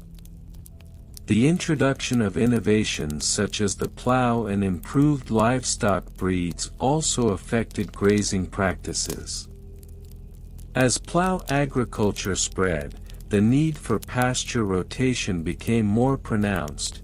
Fields would be sown with crops, and livestock would be rotated in a manner that allowed land recovery and fertility enhancement. The establishment of farms and manorial systems in the latter part of the Viking Age reflected a shift toward more organized agricultural practices, with written laws and regulations beginning to codify grazing rights and responsibilities. Bureaucratic regulations and laws. As Viking societies transitioned from loosely organized tribal communities to more centralized forms of governance, bureaucratic regulations surrounding cattle grazing began to emerge. This evolution was particularly pronounced in regions such as Norway and Sweden, where the establishment of local laws and regional assemblies, known as ting, began to codify agricultural practices, including grazing rights. The Grazing, an early Icelandic law code established in the 10th century, illustrates the growing importance of regulating pasture use among communal lands. These laws specified the boundaries of grazing areas, delineated periods of use, and established penalties for overgrazing. Such regulations were essential for maintaining the delicate balance of communal resources, as the shared nature of grazing lands required collective adherence to established norms. In northern Norway, similar practices emerged, where local chieftains would arbitrate disputes over grazing rights. The advent of written documentation allowed for greater accountability and traceability of grazing practices, ultimately fostering a sense of stewardship among Viking pastoralists. The codification of grazing laws often included stipulations about the types of cattle that could be grazed, the duration of grazing periods, and the responsibilities of farmers to ensure the sustainability of the land. The complexity of these regulations became more pronounced as Viking societies engaged with external influences, particularly through trade and conquest. The introduction of feudal systems in parts of Europe led to further intricacies in grazing laws, as land ownership became increasingly tied to specific rights over pastureland. As a result, a hierarchy of grazing rights emerged, leading to tensions between landowners and tenant farmers, which were often resolved through local assemblies. Supply chain and logistics. The logistical challenges associated with managing cattle grazing within Viking settlements were multifaceted and required an understanding of both local geography and the seasonal cycles of nature. The supply chain for managing cattle, from pasture management to the eventual processing of milk and meat, was critical to the sustenance of Viking communities. During the grazing season, cattle would often be herded to pastures located several kilometers from the homesteads. This necessitated a well-organized system of herding and transport, where designated individuals, often young men or women, were responsible for leading the cattle to and from grazing areas. The herding process was not merely a matter of guiding animals, it involved a comprehensive understanding of the land, as herders needed to navigate challenges such as river crossings, uneven terrain, and the presence of potential predators. The supply chain was further complicated by the seasonal nature of agriculture. In the spring, as new grass began to sprout, herders would move cattle from winter pastures, where they had been kept in close confinement to minimize feed loss, to the richer, more abundant summer pastures. This transition period required meticulous planning to ensure that feed stores were adequate for the cattle during their initial travel and that the pastures were sufficiently prepared for grazing. Logistics were also crucial when it came to the processing of milk and meat. The dairy products produced during the grazing season were essential to the Viking diet, and the management of milk supply had to be carefully orchestrated. The use of wooden structures known as mjölkstoffer, milk houses, became prevalent for the processing of milk into cheese and butter, which required not only immediate access to grazing cattle but also efficient transportation methods to deliver these products to local markets or trade routes. The movement of goods, particularly dairy products, was often facilitated by a network of local trade routes. The Viking Age saw the establishment of extensive trade networks that connected various settlements, allowing for the exchange of surplus dairy products for grains, tools, and other necessities. The logistics of these exchanges were governed by an intricate understanding of seasonal cycles and community needs, as traders had to ensure that they transported goods during times when both the supply and demand were favorable. Record-keeping methods. The methods of record-keeping among Viking communities, particularly concerning cattle grazing rotation schedules, were rudimentary yet effective. The absence of a centralized writing system akin to those found in contemporary European societies meant that record-keeping often relied on oral traditions, mnemonic devices, and physical markers in the landscape.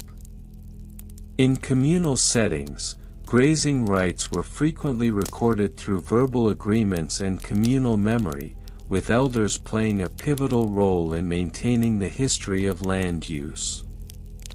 These oral records were passed down through generations, often accompanied by stories or legends that conveyed the importance of adhering to established grazing schedules. However, as Viking societies evolved and began to engage more with literate cultures, particularly following their settlement in areas like England and Ireland, they began to adopt written record-keeping methods.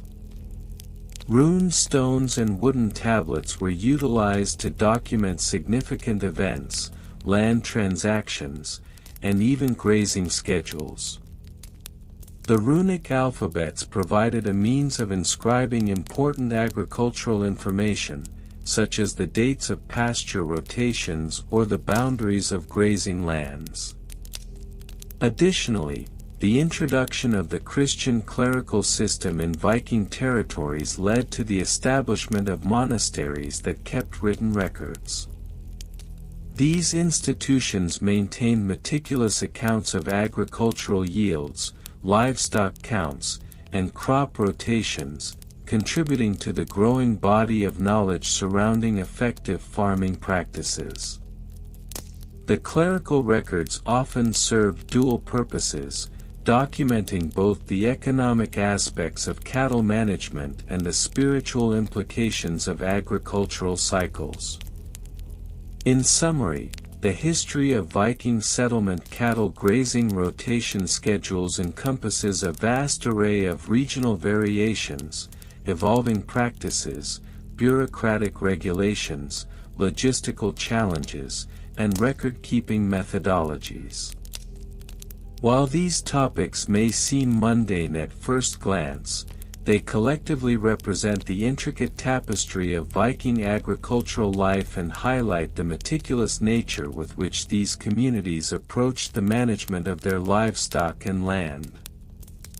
As we delve deeper into these seemingly trivial aspects of history, we uncover the profound impact they had on the broader societal structures and cultural practices of the Vikings, illuminating the ways in which even the most ordinary elements of life can shape the course of history. ### The tedious history of Viking settlement cattle grazing rotation schedules, parts 10 to 15. ### Part 10, Regional Variations and Comparisons. The Viking Age, spanning from approximately 793 to 1066 CE, epitomizes a period of remarkable expansion and settlement across Europe, particularly in territories characterized by varying climates, geographies, and ecosystems. Each region where the Vikings established settlements exhibited distinct practices concerning cattle grazing rotation schedules, reflecting local environmental conditions and cultural adaptations. In Scandinavia, the rugged topography and variable climate necessitated a nuanced approach to cattle grazing. For instance, in the coastal regions of Norway, where maritime influences moderated temperatures, grazing practices often extended into the winter months. Farmers employed a rotational grazing system wherein cattle were moved between coastal pastures and sheltered valleys. This system ensured that the cattle could access lush grasslands while minimizing overgrazing and allowing for the recovery of pasturelands. In contrast, the interior regions of Sweden, with their harsher winters and shorter growing seasons, mandated a more stringent rotational schedule. Here, it became common to segregate cattle into smaller herds, rotating them through a series of pastures that were carefully monitored for regrowth, thus maximizing the limited grazing resources available. Across the North Atlantic, the settlements in Iceland further exemplify the regional adaptations in cattle grazing. The volcanic soil and unique flora of Iceland allowed for a diverse range of grasses to flourish during the brief summer months. To capitalize on this, Icelandic settlers developed a highly regimented grazing schedule that involved moving cattle between designated folds or enclosures. These folds were strategically located to prevent overuse of any single area, thus preserving the delicate ecological balance endemic to the island's harsh climate. Moreover, the Icelandic system allowed for communal grazing practices, where neighboring farms would collaborate to manage grazing lands, fostering a sense of community and shared responsibility among settlers. In the British Isles, particularly in the regions of Scotland and Ireland, Viking settlers encountered a different set of ecological challenges. The lush, rolling hills of these regions supported a robust agricultural system that allowed for more intensive cattle grazing. The rotational grazing practices adopted here often included the use of temporary enclosures, allowing farmers to manage the land more effectively and adapt to the seasonal changes in grass growth. Furthermore, the Celtic influence on agricultural methods led to the integration of crop rotation with cattle grazing, enhancing soil fertility and pasture quality. By comparing these diverse regional practices, one can discern that while the overarching principles of rotational grazing remained consistent, namely, the prevention of overgrazing and the promotion of pasture recovery, the specific methodologies were deeply rooted in local environmental conditions and cultural practices. Part 11, Evolution over different time periods. The Viking approach to cattle grazing rotation schedules did not remain static, rather, it evolved significantly over the course of the Viking Age and beyond. Initially, as the Vikings transitioned from a predominantly nomadic lifestyle to more settled agricultural practices, their methods of grazing management were rudimentary. Early Viking settlements often relied on a simple system of free-range grazing, where cattle were allowed to roam unfettered across vast expanses of land. This approach, while effective in the short term, led to significant degradation of pasturelands and necessitated the gradual development of more sophisticated rotational systems. By the mid-10th century, as the Viking settlements grew in complexity and size, so too did their agricultural practices. The introduction of new farming techniques, influenced by contact with neighboring cultures, led to a more systematic approach to cattle grazing. The integration of crop rotation systems, first observed in continental Europe, began to take root in Viking territories.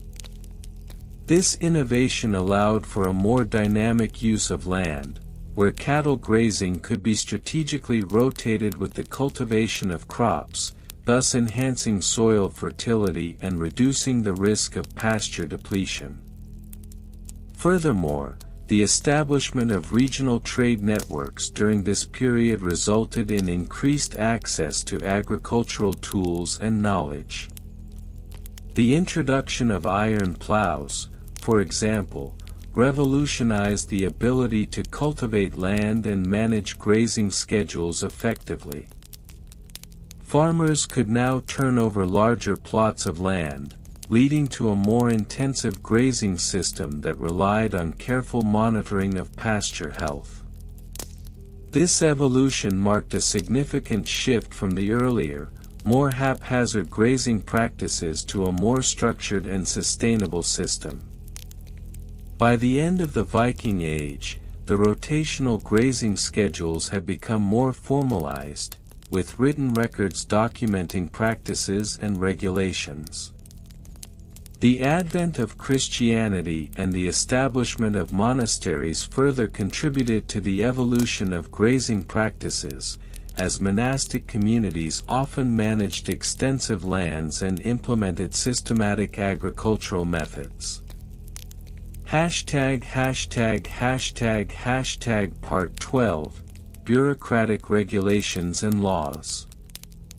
As Viking settlements matured into more structured societies, the need for regulations governing cattle grazing practices became increasingly apparent. The establishment of local chieftains and the eventual emergence of regional laws led to the creation of a framework governing agricultural practices, including grazing rotation schedules.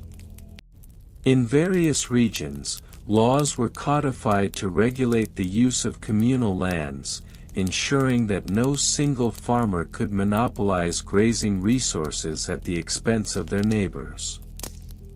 For example, the Grazing, a medieval Icelandic law code, outlined specific guidelines for land use and grazing rights.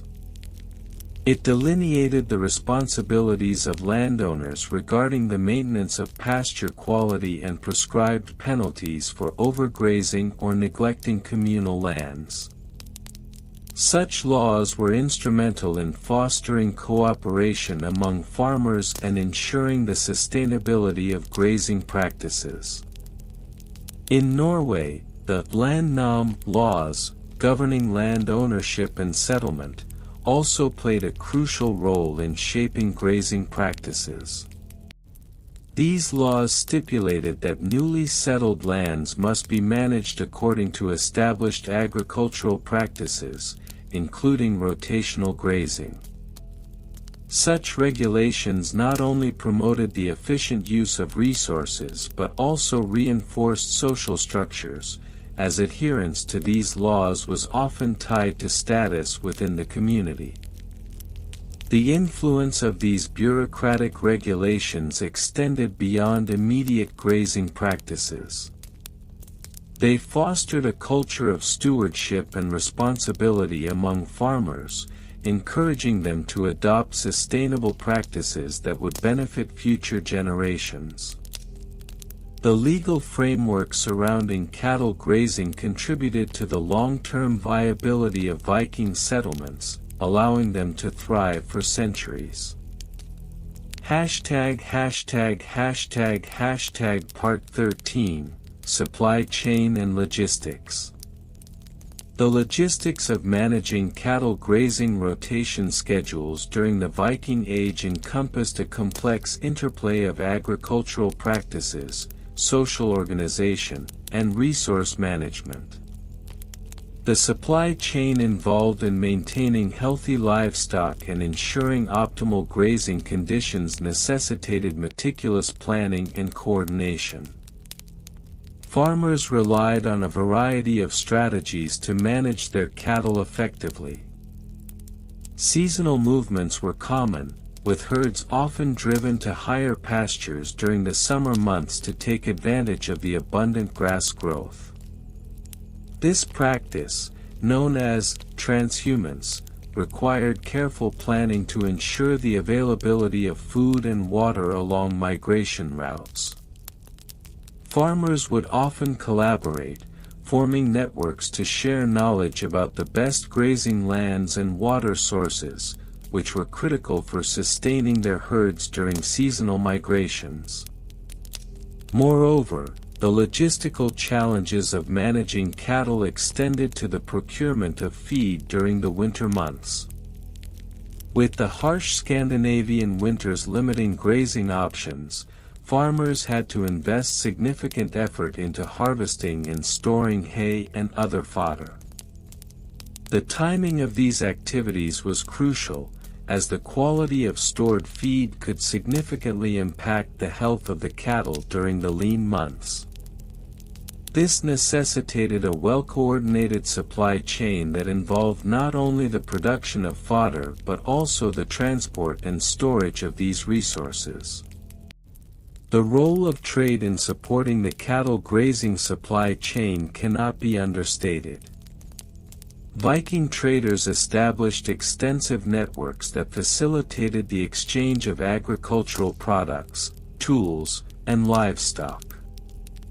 The trade of cattle, in particular, became a vital component of the Viking economy, with high-quality livestock fetching premium prices in markets throughout Europe.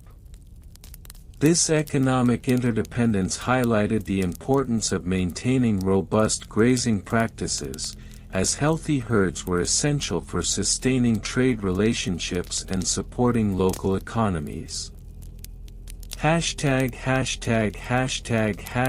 Part 14, Record-Keeping Methods. Effective management of cattle grazing rotation schedules necessitated accurate record-keeping practices, which served as a foundation for sustainable agricultural methods. The Vikings employed a variety of methods to document their grazing practices, though these methods varied by region and time period. In early Viking societies, record-keeping was primarily oral, passed down through generations by word of mouth. Elders within communities often served as repositories of knowledge, sharing information about grazing patterns, seasonal movements, and optimal pasture management. However, as settlements grew and agricultural practices became more complex, the need for written records became apparent.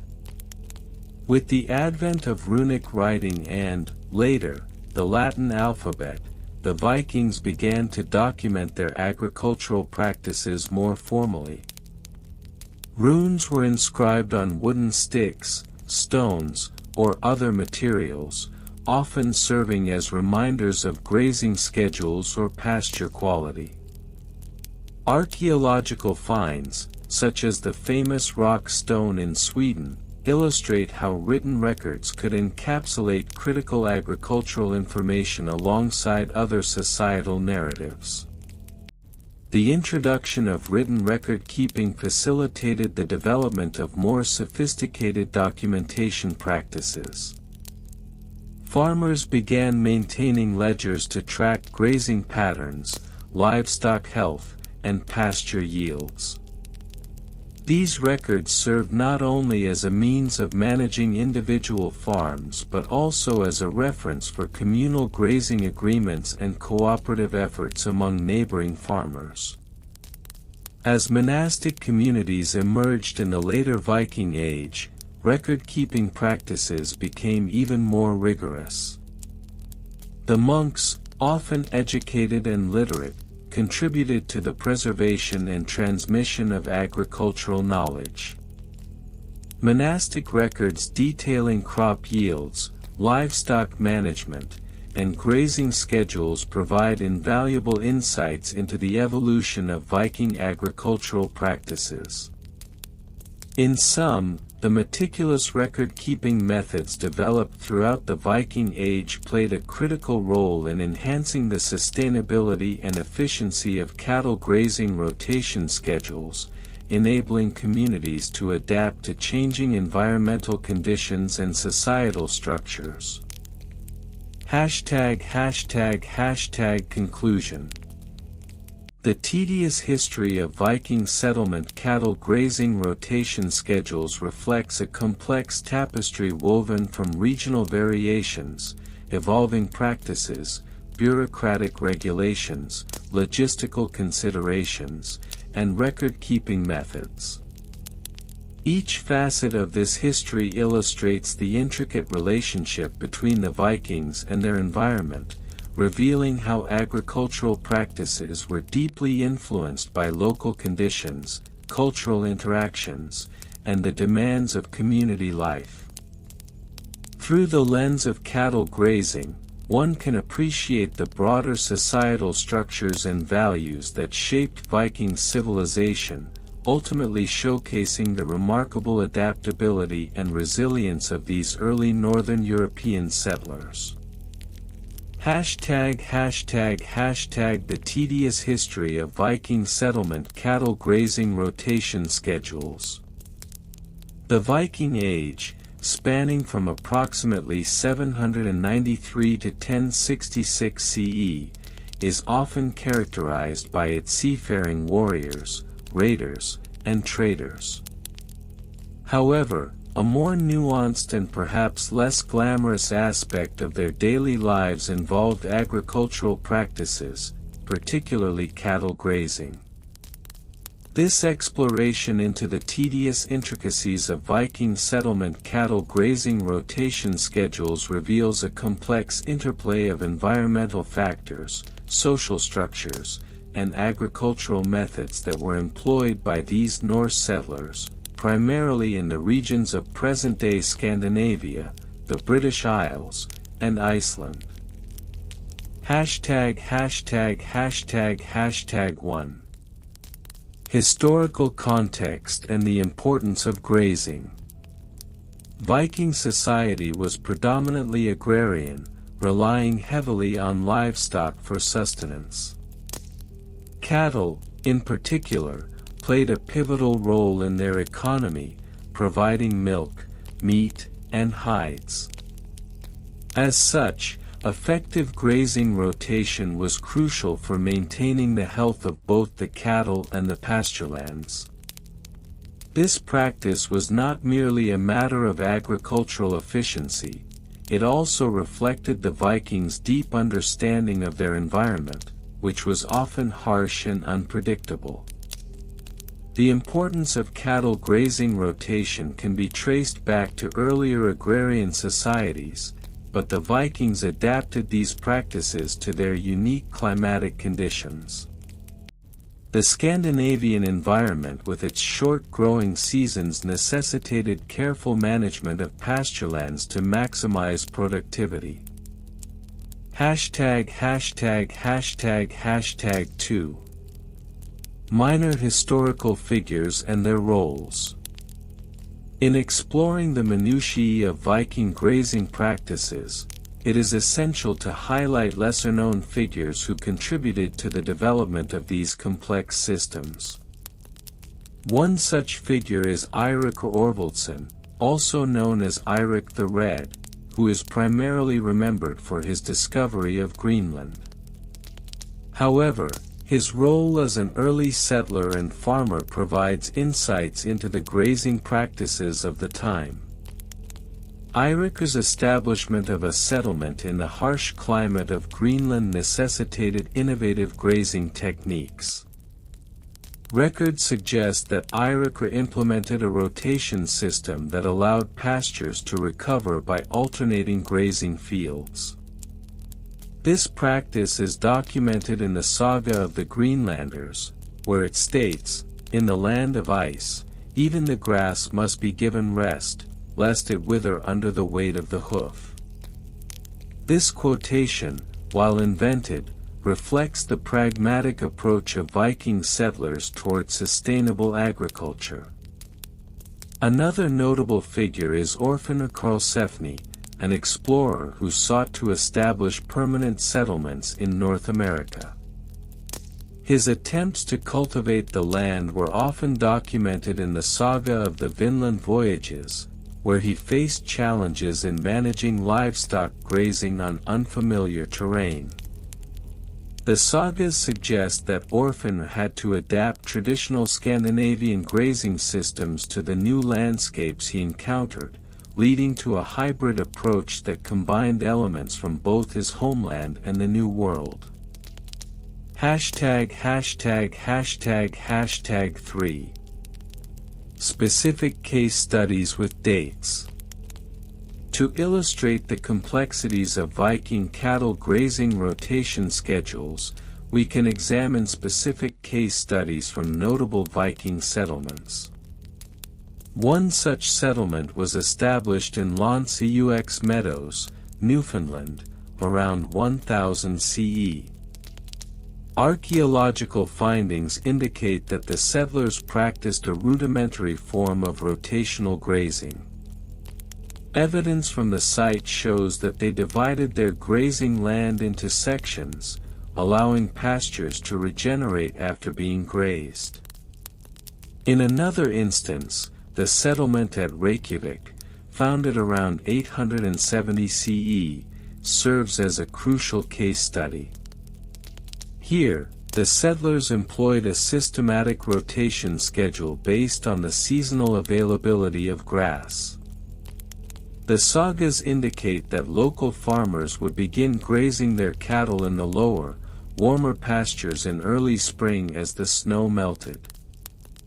As the summer progressed, they would move their herds to higher grounds, allowing the lower fields to recover.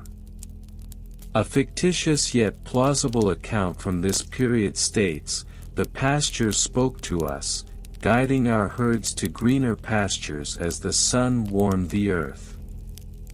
Records from the Danish land registration of 1231 reveal that the use of rotation grazing was so ingrained in Viking agricultural practices that it was codified into land management laws. These laws mandated that farmers must leave certain fields fallow for a specified period, ensuring that the land retained its fertility and could support livestock in the long term. #4 Comparative analysis with other regions. When comparing Viking grazing practices to those of other agrarian societies, distinct differences emerge, particularly with the feudal systems in medieval Europe. While Viking settlers practiced rotation grazing to optimize pasture health, feudal lords often maintained large estates with a more rigid structure of land use. In contrast to the Vikings' flexible and adaptive approach, feudal systems imposed strict hierarchies and often led to overgrazing and soil degradation. For instance, the Anglo-Saxon period in England, circa 410–1066 CE, saw a more centralized approach to agriculture. The Anglo-Saxons used the three-field system, which involved rotating crops rather than livestock grazing. The Vikings, however, prioritized livestock, which necessitated a different rotational schedule. This divergence in agricultural practices highlights the Vikings' reliance on animal husbandry as a cornerstone of their economy, often at the expense of crop production. In the Iberian Peninsula, the Moors introduced advanced irrigation techniques that promoted crop farming over livestock grazing. This led to a different kind of land management that did not prioritize the same rotational grazing system seen in Viking settlements.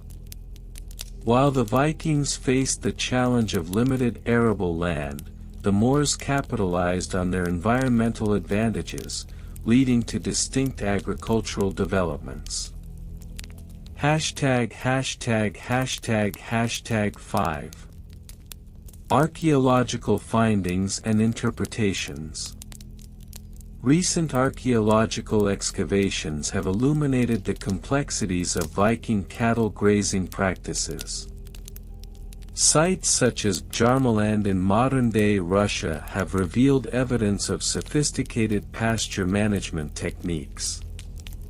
Through pollen analysis and soil samples, researchers have determined that Vikings utilized a combination of seasonal grazing and crop rotation to maintain pasture productivity. Artifacts such as plowshares and animal bones have been unearthed, providing tangible evidence of the Viking approach to cattle management. The presence of certain grass species in soil samples indicates the meticulous care taken to cultivate and maintain grazing lands. A fictional account from an archaeological report states, "The soil whispered of generations past, each layer a testament to the careful hands that tended the land and the beasts that roamed it." Moreover, the discovery of fence posts and traces of animal enclosures at various Viking sites suggests that rotational grazing was not only a practical necessity but also a method of social organization. The need to manage herds could have led to the development of communal grazing agreements among neighboring farms, fostering a sense of community and cooperation. #6 Primary source quotations. While primary sources from the Viking Age are scarce, we can invent plausible quotations that reflect the sentiments and practices of Viking settlers regarding cattle grazing. The land is our lifeblood, we must treat it with respect, for it gives us sustenance and strength. This fictional quote encapsulates the Vikings' reverence for the land and their understanding of sustainable practices. As the sun rises, so must we move our herds, lest they trample the very earth that nourishes them. This quotation emphasizes the importance of timing and awareness of natural cycles in their grazing practices. In the dance of the seasons, we find our rhythm: the cattle graze, the grass grows, and the earth breathes. This invented saying reflects the interconnectedness of Viking agricultural practices with the natural world. #####7 Conclusion. In conclusion, the tedious history of Viking settlement cattle grazing rotation schedules reveals an intricate tapestry of agricultural practices that were deeply intertwined with the social and environmental contexts of the time.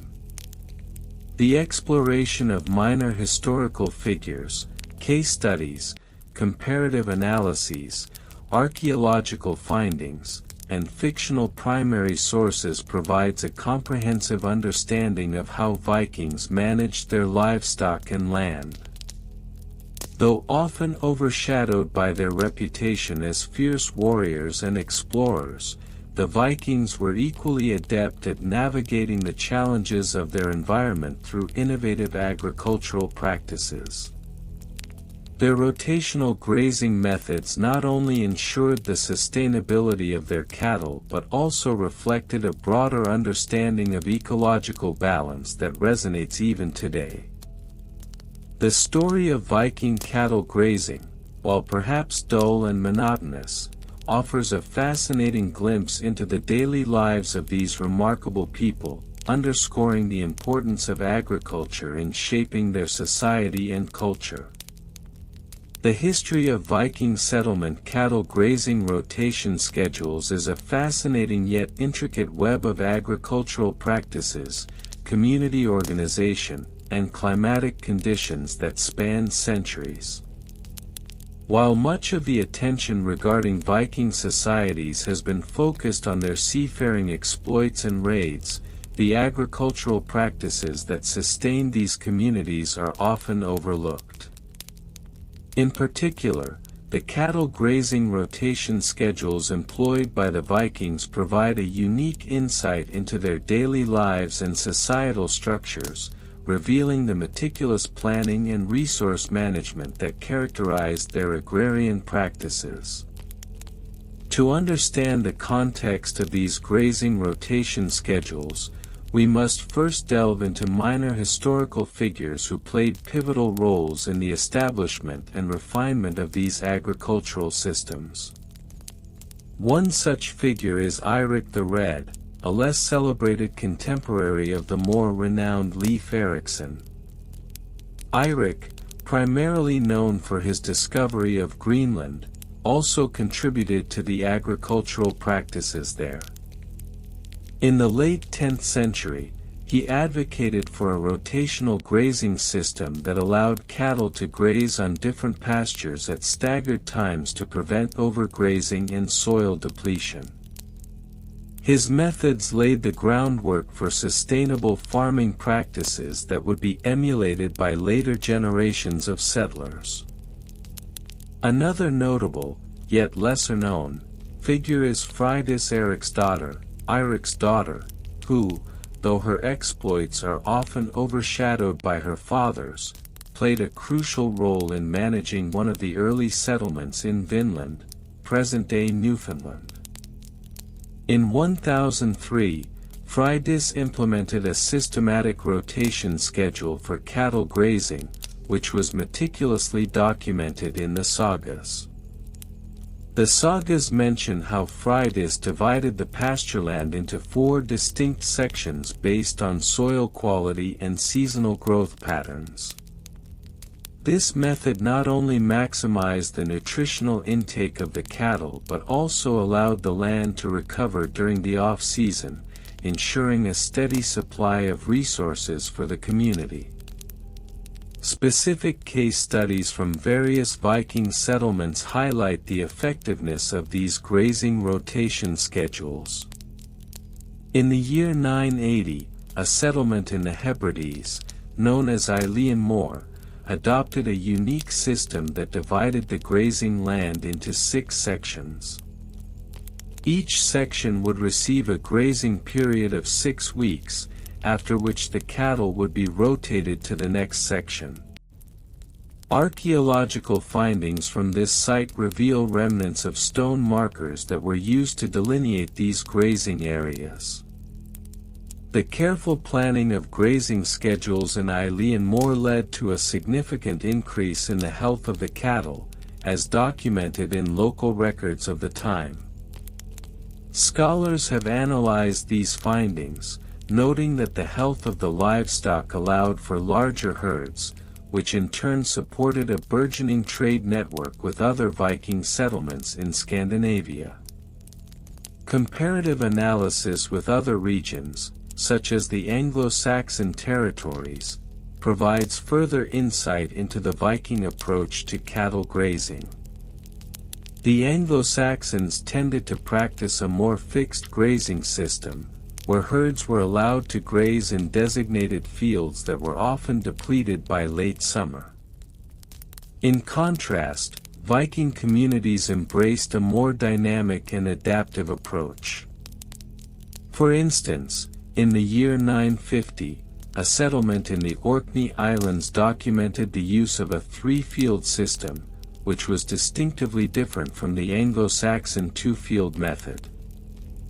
This 3-field system allowed for one field to lie fallow while the other 2 were used for grazing and crop production. The careful rotation of cattle in these fields not only ensured soil fertility but also contributed to the overall productivity of the land. Archaeological findings have played a crucial role in our understanding of Viking grazing practices. Excavations at sites like Djurdalir in Iceland have uncovered evidence of cattle pens and remnants of ancient pastureland. Researchers have analyzed soil samples and pollen grains to determine the historical land use patterns, revealing that Viking settlers were acutely aware of the ecological balance necessary for sustainable agriculture. The interpretation of these findings has led to a greater appreciation of the Vikings not merely as raiders but as skilled agrarians who understood the importance of managing their natural resources. Primary source quotations, albeit invented yet plausible, can also shed light on the mindset of Viking settlers regarding their agricultural practices. A fictional account attributed to a Viking farmer named Bjorn, dated to 1015, states, "Our cattle thrive as they wander the fields, for the earth is wise, and it gives when we give it rest. To let the land breathe is to let our future flourish." Such sentiments reflect the deep-rooted understanding that these communities had about the cyclical nature of agriculture and the importance of adhering to a grazing rotation schedule. Further exploration into the climatic conditions that influenced these practices reveals another layer of complexity. The Viking Age was marked by climatic variations, including the medieval warm period, which extended from approximately 950 to 1250 AD. This period allowed for increased agricultural productivity, enabling the Vikings to expand their settlements and refine their grazing techniques. However, as the Little Ice Age began around 1300, the harsh winters forced Viking communities to adapt their grazing schedules to accommodate shorter growing seasons and increased forage scarcity. Studies of temperature records and pollen analysis have highlighted how these climatic changes necessitated a more rigorous adherence to rotational grazing as a means of sustaining their herds. In conclusion, the tedious history of Viking settlement cattle grazing rotation schedules is a multifaceted narrative characterized by the contributions of minor historical figures, specific case studies, comparative analyses, archaeological evidence, and the ever-present influence of climatic conditions. The meticulous planning and adaptive strategies employed by these early settlers reflect a profound understanding of sustainable agricultural practices that have implications even in contemporary discussions about resource management. As we delve deeper into this often overlooked aspect of Viking life, we uncover not only the intricacies of their agricultural practices but also the resilience and ingenuity that allowed these communities to thrive amidst the challenges of their environment. And so, dear listeners, we come to the end of our gentle exploration into the meticulous world of Viking settlement cattle grazing rotation schedules. What a journey we have taken together! From the icy fjords of Scandinavia to the sun-drenched pastures that once echoed with the lowing of cattle, we have unearthed the careful planning and deep understanding that these remarkable people had of their land and its rhythms. As we wandered through time, we discovered how the Vikings embraced the balance of nature, ensuring that their grazing methods not only sustained their livestock but also nurtured the very earth that provided for them. Each season cycle, each rotation of cattle across the lush green fields, was a testament to their wisdom and respect for the land. It's a beautiful reminder of how interconnected we are with our surroundings, even in our modern lives. Thank you for joining me on this soothing voyage through history. I hope the tales of the Vikings' diligent efforts to maintain harmony within their agricultural practices have wrapped around you like a cozy blanket, inviting a sense of peace and tranquility. If ever you find your mind wandering back to the discussions we've had, remember that you can always replay this journey, allowing the gentle ebb and flow of the story to lull you back into its embrace. As you settle down for the night, may you carry with you the lessons of patience and mindfulness that the Vikings exemplified in their grazing rotations. Let the soothing imagery of their pastoral landscapes fill your dreams, and may the soft sounds of nature accompany you into slumber.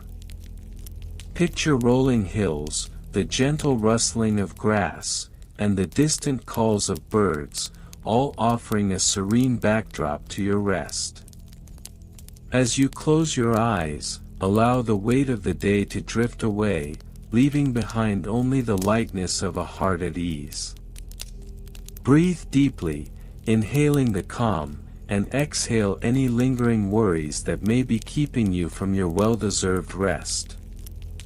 With each breath, feel yourself sinking deeper into relaxation, cradled by the knowledge that you are part of a long lineage of those who have nurtured the earth and its creatures.